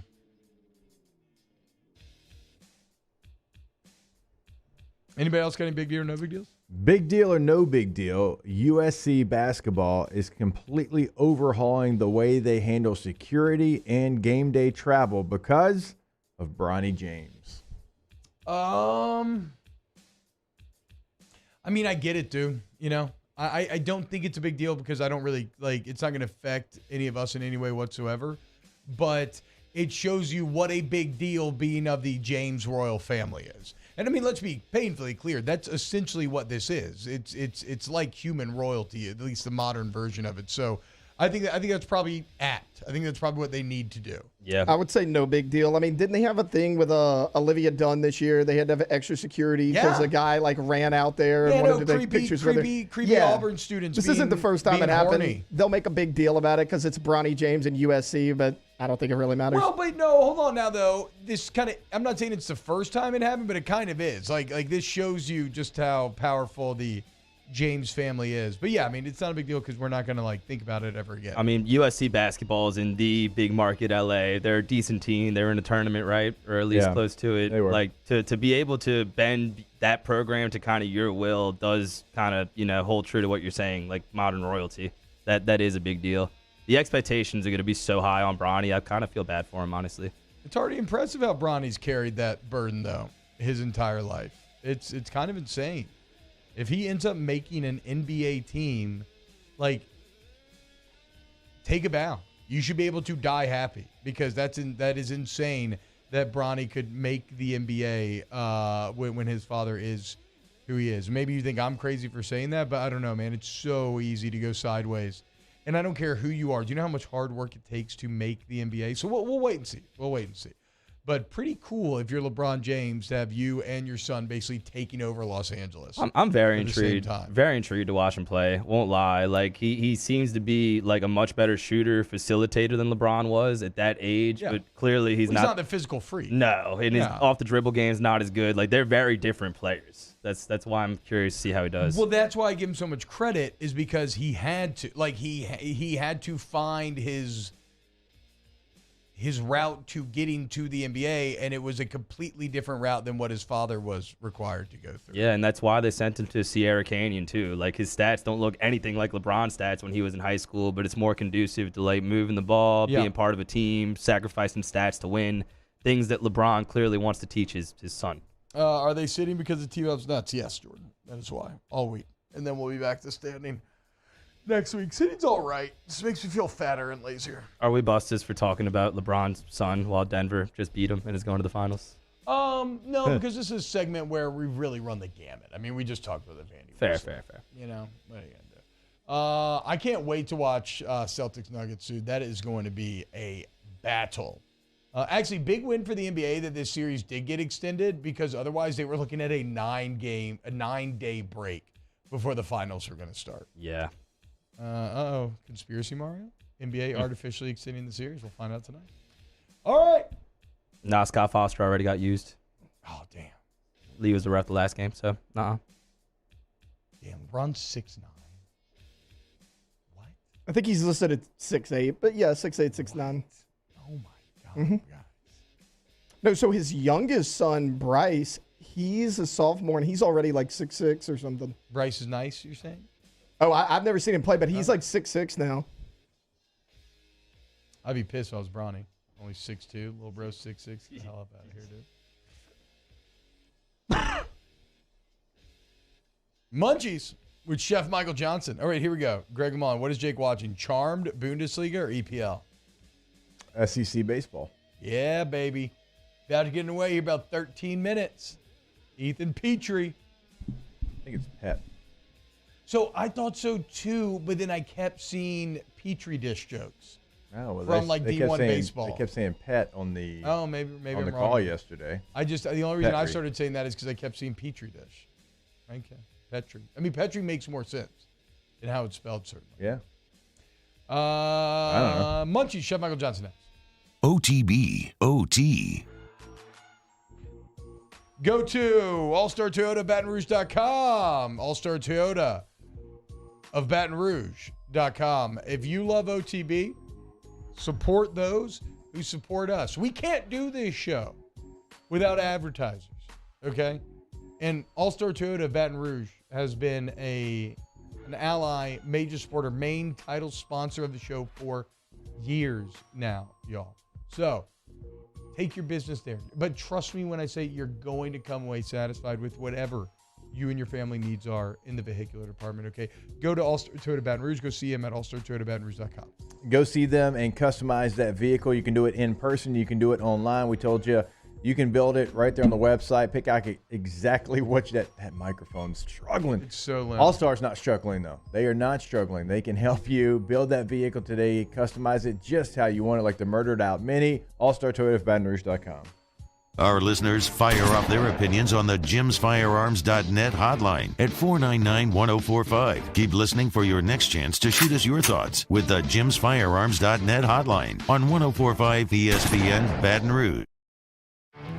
There it is, the extra mile, on the border of expected and extraordinary for those willing to go further, like vans customized for work or play, with safety and tech to keep you connected. Supported by a 5-star sales, service, and finance team. And backed by the 1-star you know. So go the extra mile. It's never crowded because so few have what it takes to go there. Mercedes-Benz Vans. Follow us on Twitter at 1045ESPN to cast your vote in the Citizens Bank and Trust Poll of the Day. Vote daily inside Off the Bench, anytime. Hunt Palmer. And after further review, Citizens Bank and Trust brings you the Poll of the Day via Twitter at 1045ESPN. All right, let's say ah. What am I Super weird, but we can take care of it. Get in and get better at Patient Plus.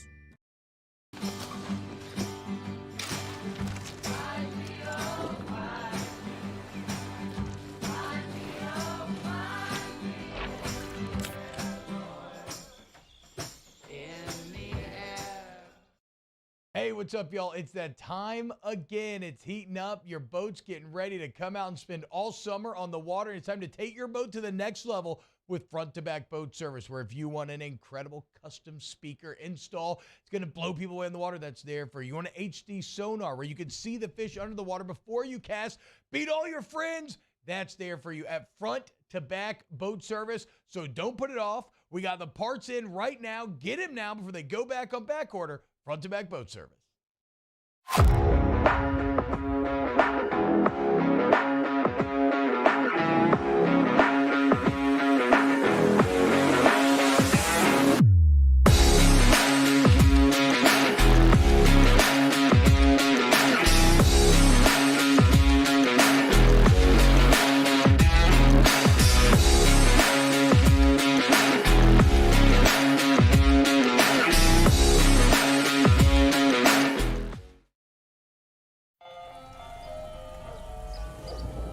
Hey there, little buddy. What's the matter? What's the matter? My windows, siding, and my door. That's what's the matter. Relief Windows can fix all that. I got you. Pop, pop. What's up? Oh my gosh, look! Curb appeal. That's a good-looking neighborhood. ReliefWindows.com. Gulf Coast Office Products is a nationally recognized Savin office equipment dealer based right here in Louisiana. Over 100 employees strong. Charles Hannegriff joined me and Jimmy out for our new show, Live at Lunch, starting 11 a.m. on Memorial Day. Can't shake this guy. Live at lunch, 11 to 1.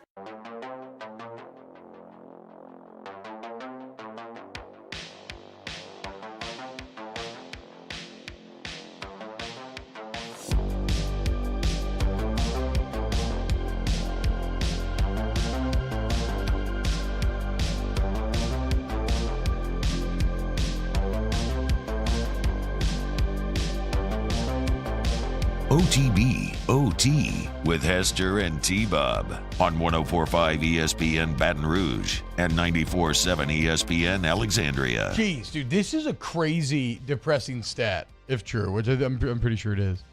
The Carolina Hurricanes are 0-12 in their last 12 Eastern Conference Finals games. Can you imagine being good enough to get to the Final Four, but then get swept 3 times in a row? That is brutal. What's worse, that or the 4 straight Super Bowl losses for the Buffalo Bills? I mean, nothing will ever top the Bills, probably. Let's go to the video line. We got a guy, Chef Michael Johnson. Chef, you have been a chef for many professional teams, baseball certainly. What all sports have you done? Have you ever done hockey or any hockey in there? So the only time I've actually had anything to do with hockey was at the Olympics, and I really wasn't cooking for them. I was just fortunate enough to go to a hockey game and be involved as the food and beverage. Like, I got into the game. I was part of the food and beverage team, but they didn't really have anything for me to do there. So I watched U.S. versus Germany play in the Olympics. Hell yeah, dude! That's a sick memory, man. That's the best kind of gig, right? We're gonna pay you. We're gonna pay you to do something, but we don't actually have anything for you to do. And here, go to this hockey game. So, I've been part of Super Bowls. I've been part of World Series. I was the executive chef in charge at the Olympics in 2010. What? For the suites? Yeah. So, for the suites at BC Place, right? So, I don't know if we've ever actually talked about this, but at BC Place, that's where opening and closing ceremonies were. So, all the dignitaries were there. George Bush Jr. was there. Like the Prince of Saudi Arabia was there. It was a huge deal. Yeah. Okay. Wait. So that's what I was going to say. Like, if it's the opening and closing ceremonies and it's the suites, and yes, you're talking about literal human royalty. What do you feed them? Do you feed them classic American fare? Do you feed them their own country's fare? Like how do you? It's a lot of pressure, chef. It was in Vancouver, so it was a lot of local Canadian fare. The executive chef that was in charge there is a really good friend of mine. He's a Bocuse d'Or competitive chef. Like, he's a world-class chef. He's an incredible guy. And so he wrote the menu, and we just executed it. It was like sable fish. I got pork belly. Like there's braised pork belly. Actually, it was kind of interesting. So not only were there dignitaries there, there was also athletes' parents or families were there, right, in the suites. And one of the athletes, I didn't ever catch who it was, but one of the athletes' family had come in, and they had a smaller, younger sibling, probably 8 or 9 years old, that they arrived late. They didn't get to eat in the suite, and so they came into the kitchen and asked if we would feed them. And so I threw them together some braised pork belly and southern greens and like all this really southern food. Yeah. And that guy came back in with his son, and they were like, "Oh my God!" Like, not only did you feed us out of the normal sequence of what was going on here, which was plenty. That was the most incredible meal. And then the crazy part is, and a lot of people don't know this, that it was like 40,000 or 4,000. I don't remember the number. There was a march on the Olympics that day outside of BC Place. There was this crowd of people in all black, that were marching in against the Olympics, and they locked the building down. They took us to this suite where there was 4,000 dignitaries, and they were like, "You got to feed 4,000 people right now." So, it was one of the funny part was I tried to walk in that suite with this briefcase of chef's knives and got stopped by the Secret Service very abruptly, like, "Where are you going with that?" And I was like, "It's just my knives." And they're like, "Yeah, you're not going in there with that." And this little beady-eyed guy kind of whispered in my ear. He's like, "Man, I don't know if you know this or not, but you or I was about to have the worst day of our life." Dude, man, the adventures of a big-time chef. Like, it never ceases to amaze me, the onion-like layers that we can peel back here. God, I have even more questions. We'll get to the chat questions. Hashtag munchies. Best thing to add to a peanut butter sandwich to switch it up from time to time? First of all, I like crunchy peanut butter, and if you don't have crunchy peanut butter, I like to put like granola in there, like crumbled up granola. We do like honey glazed granola here on a peanut butter sandwich, and it just kind of adds fiber and texture to the peanut butter. So if you don't like like crunchy peanuts in your peanut butter, you can put like a healthy granola in there, and it really goes well. Yeah, sounds so good, dude. Hashtag and grape jelly. Great with what? Grape jelly. Oh, yeah, grape jelly. Yeah, obviously, done. Wait, hold on. You need to turn on Jake's mic there, Mario. Hashtag munchies.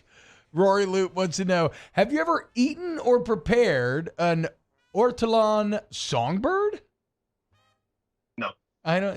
No. I feel like I've been listening to this Time Traveler's Guide to the 14th Century, and it's a lot of like, what would you be fed and all this stuff. And they eat like songbirds and peacocks and like every kind of fish you could imagine. So you've never eaten a songbird? Never eaten a songbird. Never cooked a songbird.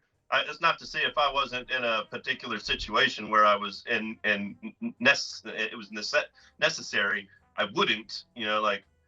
I'm going to eat a creature before I go cannibalistic. Okay. Okay. So with that in mind, can I ask you a messed up question? Okay. How would you cook a dog?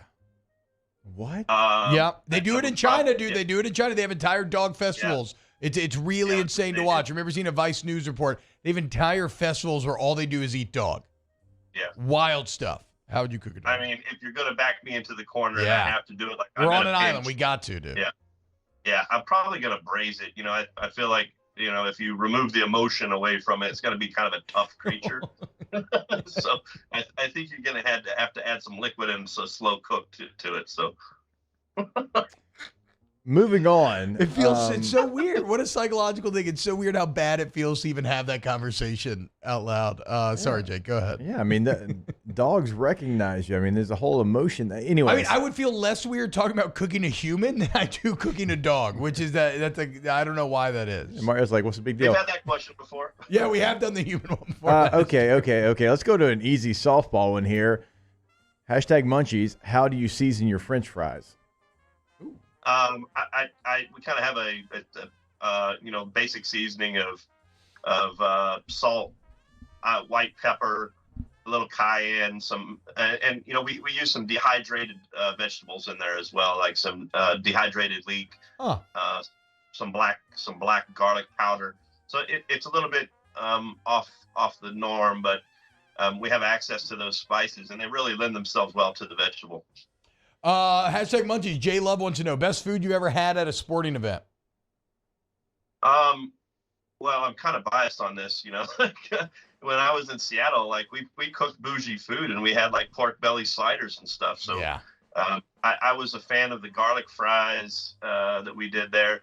The crab sandwich at San Francisco Giants was one. Like, they put it on a sourdough piece of bread, and it was like 12 inches long. It was toasted. It was pretty good. But I mean, honestly, man, I've cooked so much bougie food at a baseball game. Like, we were doing prime rib and roasted lobster tails in the crown seat. Oh yeah, and Seattle for the Mariners and the crown seats, man. Down behind home plate, those people ate well. Oh wow. I fed Paul Allen. I think I've told you guys that story about feeding Paul Allen in his suite before. Give it to me again, because I don't don't think remember. I've had it. What's it like to feed an American oligarch? It took some time to build trust with him, right? And I worked with his personal chef quite a bit to, do some specialty kind of events. And so in working with Chef Chet, I gained some trust, and Chet was like, do you want to feed Paul one day? And I was like, absolutely. So, we go up there, and he's got these like Austrian, bodyguards that are like uber sized and have strong accents, and we have to get, like awkwardly patted down. And so, we go into the suite, and Paul he's not paying attention to anything but what's on his Microsoft Surface. And after we laid the food and prepped it and primped it and got it all pretty, Chet grabbed me by the arm and shook his head. He's like, not today. We can't, not today. He knew Paul well enough to see that Paul was into something. Yes. And it was, it wasn't the day for me to be introduced. I actually never got to shake Paul's hand, because that was my moment, and Paul was really into something. And turns out, Chet pulls me aside later and says, hey, listen, Chef, I want to make sure that you didn't take that personally. What was going on was Paul funded the research vessel that went down and found the SS Indianapolis. What? And he was literally watching the live footage from that research vessel in the Pacific, or like a James Cameron finding, like he was watching the underwater submarine footage. They found it that day. What? And he was watching it. Yes. Bro, that's insane. That's pretty cool. Yeah. All right, Chef, you don't have all day to make this. You only got like 30 minutes, and you got to throw together spaghetti. Like, what are you doing? How are you doing? So you can't make your own noodles. You can't make your own sauce, maybe. Like, what would you do? If I have a can of crushed tomatoes and some olive oil, I'm good. And some spices. Like, if I have some fresh spices, some olive oil, I'm throwing those crushed tomatoes into a pan full of medium hot oil, give them a little fry almost, and then let them stew down. Finish it with a little chicken stock or veggie stock, probably veggie stocks. Not everybody's cracked up about chicken stock being in there. And honestly, probably actually would have started with sweating some shallots and garlic, and then tomatoes in, crushed tomatoes in, stew those down for, they're already stewed. So, you don't have to cook them as far, but you want to brighten the sweetness of them up a little bit. And I mean, you can cook pasta in a saute pan in a half an inch of oil and a half an inch of water if you're really pressed to get it done. It's not going to be as good. But you can actually do that and take the pasta and the water, dump that into the sauce, and the pasta water flavors the sauce. The pasta goes in, you continue cooking the pasta in that sauce, and you got it pretty quick. It needs crushed tomatoes. It needs to be crushed tomatoes because you want them to break apart or fall apart while you're cooking them in that 30-minute period. Also, if you put a lid on it, it's going to pressurize it to where it's going to fall apart quicker and faster than just letting the liquid evaporate off of it. What about when you're finishing noodles in a sauce, right? And you put the water in with it, like you said. What kind of temperature are you rocking with that sauce? That's what I'm never sure about. Like, how hot do I need my sauce to finish those noodles? It needs to be simmering, 185 degrees, somewhere in there. So it needs to be simmering. I need to get it up to like bubbling and then lower it to where it's just, got that nice little slow bubble. Yeah. Okay. So you'll start to see steam in normal, circumstances, not being at high altitudes, not being at low altitudes, not being in cold or hot at room temperature, at sea level. You're going to see a steam and start to simmer between 185 and 195 degrees. 200 degrees, you have a medium boil, and 212, you have a full boil. You don't want it to be popping water and going crazy. Yeah. You know what I mean? Like within the sauce, and it's going to bubble and pop. You want it to be a slower simmer, so that the noodles are already going in hot. You're just finishing the cooking process and trying to cook some of that flavor of the sauce in. You're not trying to boil the noodles per se. Chef Michael Johnson, legendary executive chef for LSU Athletics, joins us every single Thursday here out of his very busy schedule. Chef, thank you so much, man. Thank you, guys. Thanks, Chef. Chef Michael Johnson.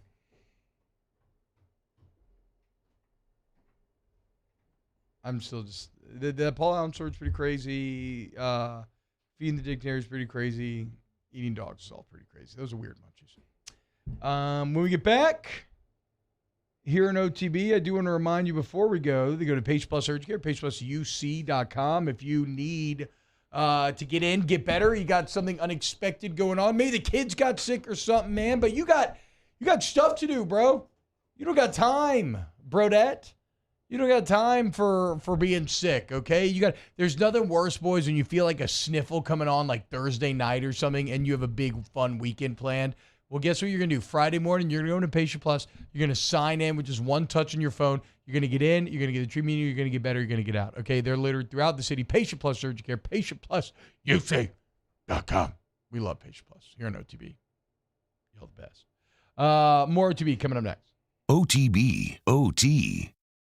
In times of need, get a full list of phone numbers, websites, and other important emergency information on the Demco Stormwatch page at 1045ESPN.com. When is a taco more than just a taco? When it's Government Taco, voted best tacos 3 years in a row by 225 Magazine, Government Taco puts the most delicious spin on tacos the capital area has ever seen. With creative combinations like the Magna Carrot, the Filibuster, or the Steak of the Union. Plus perfect tortilla chips paired with the best salsa and queso you've ever had. And happy hour every day from 3 to 6 p.m. and all day on Thursday. Government Taco, 5621 Government Street. Hey, what's up, y'all? It's that time again. It's heating up. Your boat's getting ready to come out and spend all summer on the water. It's time to take your boat to the next level with front-to-back boat service, where if you want an incredible custom speaker install, it's going to blow people away in the water, that's there for you. You want an HD sonar where you can see the fish under the water before you cast, beat all your friends, that's there for you at front-to-back boat service. So don't put it off. We got the parts in right now. Get them now before they go back on back order. Front-to-back boat service. The world's leaders in obesity research, obesity medicine, and obesity science are right here. We're doing something that no one's ever done, or trying to answer a question that no one's ever asked before. Pennington is a real jewel when it comes to research. We are finding the solutions to the world's worst chronic disease, which is obesity. Louisiana needs Pennington Biomedical. There it is, the extra mile, on the border of expected and extraordinary, for those willing to go further, like vans customized for work or play, with safety and tech to keep you connected, supported by a 5-star sales, service, and finance team, and backed by the 1-star you know. So go the extra mile. It's never crowded, because so few have what it takes to go there.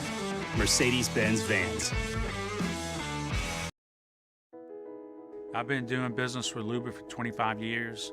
They're dependable, trustworthy. It's just the attention to detail with our clients. Our folks have years and years of experience. They're highly trained professionals. But many companies have that asset.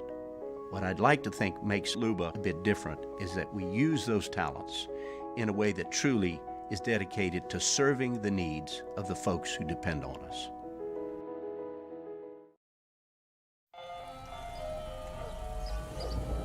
Hey there, little buddy. What's the matter? What's the matter? My windows, siding, and my door. That's what's the matter. Relief Windows can fix all that. I got you. Pop, pop. What's up? Oh my gosh, look! Curb appeal. That's a good-looking neighborhood. ReliefWindows.com. Gulf Coast Office Products is a nationally recognized Savin office equipment dealer based right here in Louisiana. Over 100 employees strong, Gulf Coast has the boots on the ground to support all vertical markets from education, engineering, legal, and finance. With the latest in office technology from desktop to production segment units, Gulf Coast and Savin have the perfect fit for you. Call 225-756-2644. That's 756-2644 for Gulf Coast Office Products. Follow us on Twitter at 1045ESPN to cast your vote in the Citizens Bank and Trust Poll of the Day. Vote daily inside Off the Bench, anytime. Hunt Palmer. And after further review, Citizens Bank and Trust brings you the Poll of the Day via Twitter at 1045ESPN.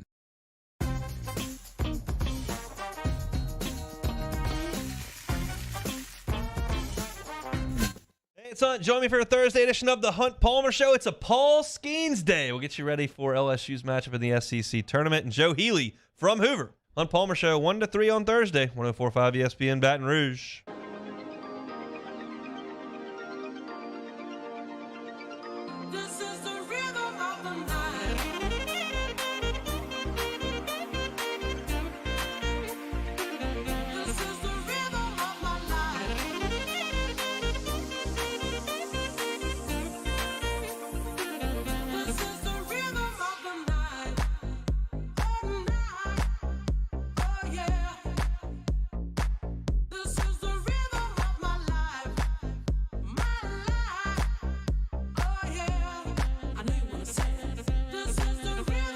OTB, OT, with Hester and T-Bob on 104.5 ESPN Baton Rouge and 94.7 ESPN Alexandria.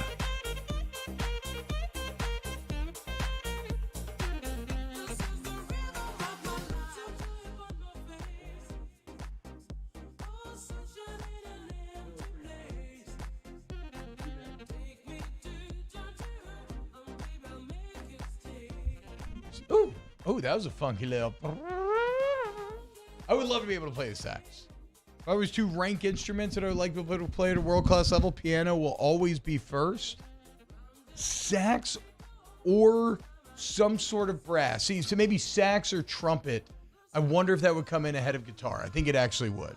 It'd be so cool to be able to play. I mean, guitar is just a classic, though. It is. It is. It is. But I feel like if you can play the sax or trumpet, you can probably play the guitar. I don't know. You know what I'm always impressed by? Why am I blanking right now? The accordion? Yeah. Like a good Zydeco accordion? It's like my guy Big Red, who's now like very famous online. Gerald Grunig. I don't know if he still does local news. He used to do local news here, but now he just goes around and gets like super hyped eating delicious foods. Y'all know who I'm talking about? No. Let's go. You know, like, yeah, he just gets like super hyped eating foods. No, nobody? Carter. He's got like a couple 100,000 followers on Twitter now from here. I don't know. It's pretty cool. But he plays the accordion in like a swamp pop band, and it just amazes me. Because you got compression and decompression that's going to make sounds. You got all these little buttons to press. It just seems like there's so many weird little different intricacies when it comes to playing the accordion. I've always appreciated a good steel guitar. Every like 90s country song had a steel guitar. True. And, you know, don't get a lot of love. You're sitting there playing it. But It's very funny to play. Yeah, it doesn't look as cool as a guitar, that's for sure. Can't throw a steel guitar around your neck and catch it. No, it's kind of like a little DJ booth. Better, steel drums or a steel guitar? I'll go steel drums. I'll go steel magnolias. The reggae in me is too strong. Yeah, drums for sure. Gerald Grunig also was on my little brother's team at Nichols back in the day. Go Colonels. Swords up. They won the conference in baseball yesterday, I think. Did they? Yeah. I mean, they beat the number 1 team in the country. Makes sense. They beat UNO to win it, I believe. Oh, damn. Or advance. Either Little one. inner. Shout out to the Colonels. I wonder who my brother was cheering for. He went to Nichols, but then coached at UNO back in the day. Yeah, I know. Nichols fans are not as obnoxious as Lafayette fans when they win. Well, but also, I mean, Lafayette and LSU have way more of a thing with each other than do Nichols and LSU. You are talking about 2 different levels. I guess. Not in my opinion. Yeah, no, they're not the same. They're not the same. LSU's won No, that's 6. my point is that they're not the same. Okay. But my point is, like, the gap between LSU and Nichols is way larger than the gap between LSU and UL. I mean, it's larger. I wouldn't say way larger. Yeah, there's Slightly larger. We're still talking about Southland and Sunbelt conferences. Yeah, I mean, how big of a difference is there? Southland Sunbelt, I mean, pretty significant, I would say, in going from 1AA to Group of 5. Am I wrong here, Jake? I mean, you have better perspective on this stuff. You're saying the gap between Southland and Sunbelt? I'm saying, yeah, it's kind of big. Sunbelt's a fantastic conference. Yeah, I think in football, when you look at the teams they have and lay it out, yeah, we're talking about differences here. By the way, Nichols beat McNeese, it looks like yesterday, 3-2. New Orleans beat Lamar 4-1. Northwestern State beat Incarnate Word 2-1. So we're nowhere near the championship. Northwestern State's taking on UNO tonight. McNeese is taking on Incarnate Word. I'm sorry, Colonels. And Lamar's taking on Nichols. Those are all today. Okay, shout out Big Red, Gerald Grunig. He's still on TV10 KLFY over there in Lafayette. Hell yeah. But in the regular season, to your point, Mario, Nichols did win the regular season title. There we go. I think that's what we were looking for. Go Colonels. Always. They did not play UNO yesterday. Shout out Roxas, one of my favorite bars in all of Louisiana. I haven't been there in many, many, many years, but Roxas during the Manning camp is a sight to behold. It is. Got a little baseball action going on right now at Hoover. What is it, 0-0 still? Yes. Bottom of the first, 2 outs. Aggies got a 2 man outs. on first and third. 2 on. Yeah. Jordan Thompson up to bat for the Texas A&M Aggies. Jordan Thompson, what? Yeah, that's his name. What? That's our name. Get out of here, bum. LSU also has one of those. Yeah, a way better one. One of those fellers. All right, when we get back, let's do a little Ask the Bench. Brought to you by Cold Curse Light, Vizzy Hard Seltzer, and Blue Moon Light Sky Citrus Sweet. OTB, OT. Our listeners fire off their opinions on the jimsfirearms.net hotline at 499-1045. Keep listening for your next chance to shoot us your thoughts with the jimsfirearms.net hotline on 1045 ESPN Baton Rouge. The importance of doing this fortified program and offering it to people down here is, number one, the only real chance you're going to get to do this is when you put on a new roof or build new. And through companies like HUDCO, who's kind of leading the way in this thing, it's going to offer the customers a huge advantage in the insurance market and the price of their insurance. You know, we're not looking to make a fortune off fortifying. We're trying to give you a better product than our competitor at the moment. I'm trying to do something that he can. I'm trying to give you something better. So a lot of these insurance jobs, you're getting a re-roof, you're only paying your deductible. Let's sit down and talk about the fortified and let's see what it does to your insurance premium. You're getting a steal. Yeah. You're getting a brand new roof and a fortified certificate for your deductible, essentially. I think we're rocking and rolling.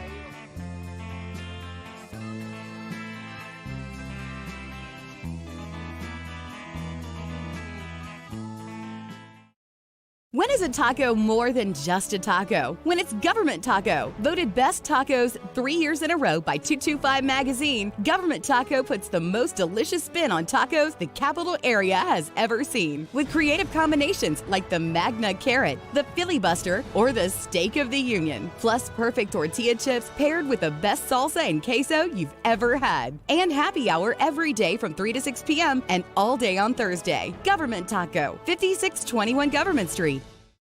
Hey, what's up, y'all? It's that time again. It's heating up. Your boat's getting ready to come out and spend all summer on the water. It's time to take your boat to the next level with front-to-back boat service, where if you want an incredible custom speaker install, it's going to blow people away in the water, that's there for you. You want an HD sonar where you can see the fish under the water before you cast, beat all your friends, that's there for you at Front to Back Boat Service. So don't put it off. We got the parts in right now. Get them now before they go back on back order. Front to Back Boat Service. There it is, the extra mile, on the border of expected and extraordinary, for those willing to go further, like vans customized for work or play, with safety and tech to keep you connected, supported by a 5-star sales, service, and finance team, and backed by the 1-star you know. So go the extra mile. It's never crowded, because so few have what it takes to go there. Mercedes-Benz Vans. I've been doing business with Luba for 25 years. They're dependable, trustworthy. It's just the attention to detail with our clients. Our folks have years and years of experience. They're highly trained professionals. But many companies have that asset. What I'd like to think makes Luba a bit different is that we use those talents in a way that truly is dedicated to serving the needs of the folks who depend on us. Hello, Samantha, dear, I hope you're feeling fine. And it won't be long until I'm with you all the time. But until then, I spend my money up right down on my last dime. Come on, live Baton Rouge.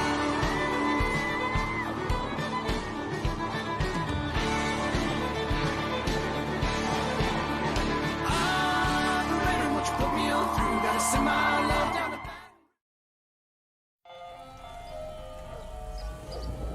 Hey there, little buddy. What's the matter? What's the matter? My windows, siding, and my door. That's what's the matter. Relief Windows can fix all of that. I got you. Pop, pop. What's up? Oh my gosh, look! Curb appeal. That's a good-looking neighborhood. Matt Moscona inviting you to join us for Thursday's AFR, presented by the Aesthetic Medicine and Anti-Aging Clinics of Louisiana, getting you ready for Tigers and Hogs from Hoover and recapping Saints OTAs. Join us 3 to 6, 104.5 ESPN Baton Rouge.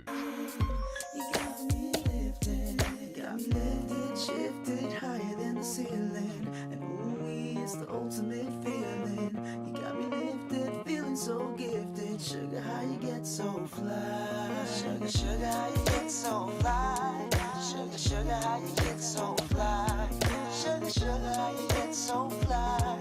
Sugar, sugar, how you get so fly? OTB, OT, with Hester and T-Bob on 104.5 ESPN Baton Rouge and 94.7 ESPN Alexandria. How about this? Colorado, how you get Coach Prime?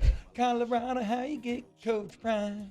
I don't hate it. Hell yeah, man. Lifted, shifted, in the transfer portal. He did lift and shift that roster. I already like Prime, but Taylor's just like irrational, stupid hate of Prime is going to really make me go all in on Prime even more than before. I cannot wait for him to be successful and shove it in your hate. Is it irrational? I mean, he's kind of he's kind of an unlikable guy. How? I mean, if you don't like the flamboyance and all that, which I don't, he's kind of an unlikable character. How is he unlikable? I just said. Face here. Do you agree? What? Because he wears a cowboy hat? Does he call himself Prime? He comes off a little arrogant. Thank you. Yeah, always has. Sometimes. Yeah, because he's a first ballot Hall of Famer, maybe best corner to ever play the game. What are you talking about? He also hasn't coached Power 5 yet. Yeah, but when he has coached, he doesn't lose. I mean, at Jackson State, balled out. Yes. At Jackson State, where they sucked, and then we're awesome. I don't know what to tell you. Did he not do a good job at Jackson State? He did. Okay, exactly. How do you get upgrades by doing a good job where you're at previously? SWAC to Pac-12 is like a normal jump. I don't think that's a normal jump. What? It's absolute. But exactly. But Prime's not normal. Why should he get treated like some kid who GA'd his way up? No, Prime has a wealth of football knowledge. I get it. And opens because doors of his name, he got way better athletes than the other SWAC That programs. is not fair, though. You're saying because of his name, that name is earned. That name was not given. Prime created that name. Does that make him a good football coach, though? Yeah. If you win, you're a good football coach. He hasn't won anything yet. I can't, dude. I can't, bro. It'll be fun to follow. Yeah, wait for 2 years, bro. What's their win? What's their win? When they get in the Big 12, it's going to be so tight. They're going to be popping off. Technically, he didn't win the HBCU championship. He lost it in 2 years. No, I know, but that doesn't mean he didn't win anything. He put up like 11-1 to 10-1, whatever the records were. Like he won. He was great awesome. turnaround. Gave light to the program. Yeah, y'all are hating, man. Advertisements brought by Coker's I Visit or something disagree with blue you. light sky citrus sweet. Favorite Michael Douglas movie? Steel Magnolias. He's not in that. Falling Down. I got nothing. Michael Douglas? The Game. I actually do like The Game quite a bit. I like Falling Down. Wall Street. Ant-Man, even if you're youngers. No. OTB. OT. $0 over MSRP at Corval Toyota in Opelousas. That's right. Don't pay over MSRP. There's no markups, no games. So come on down to Happy Town. That's Corval Toyota in Opelousas, Happy Town, USA.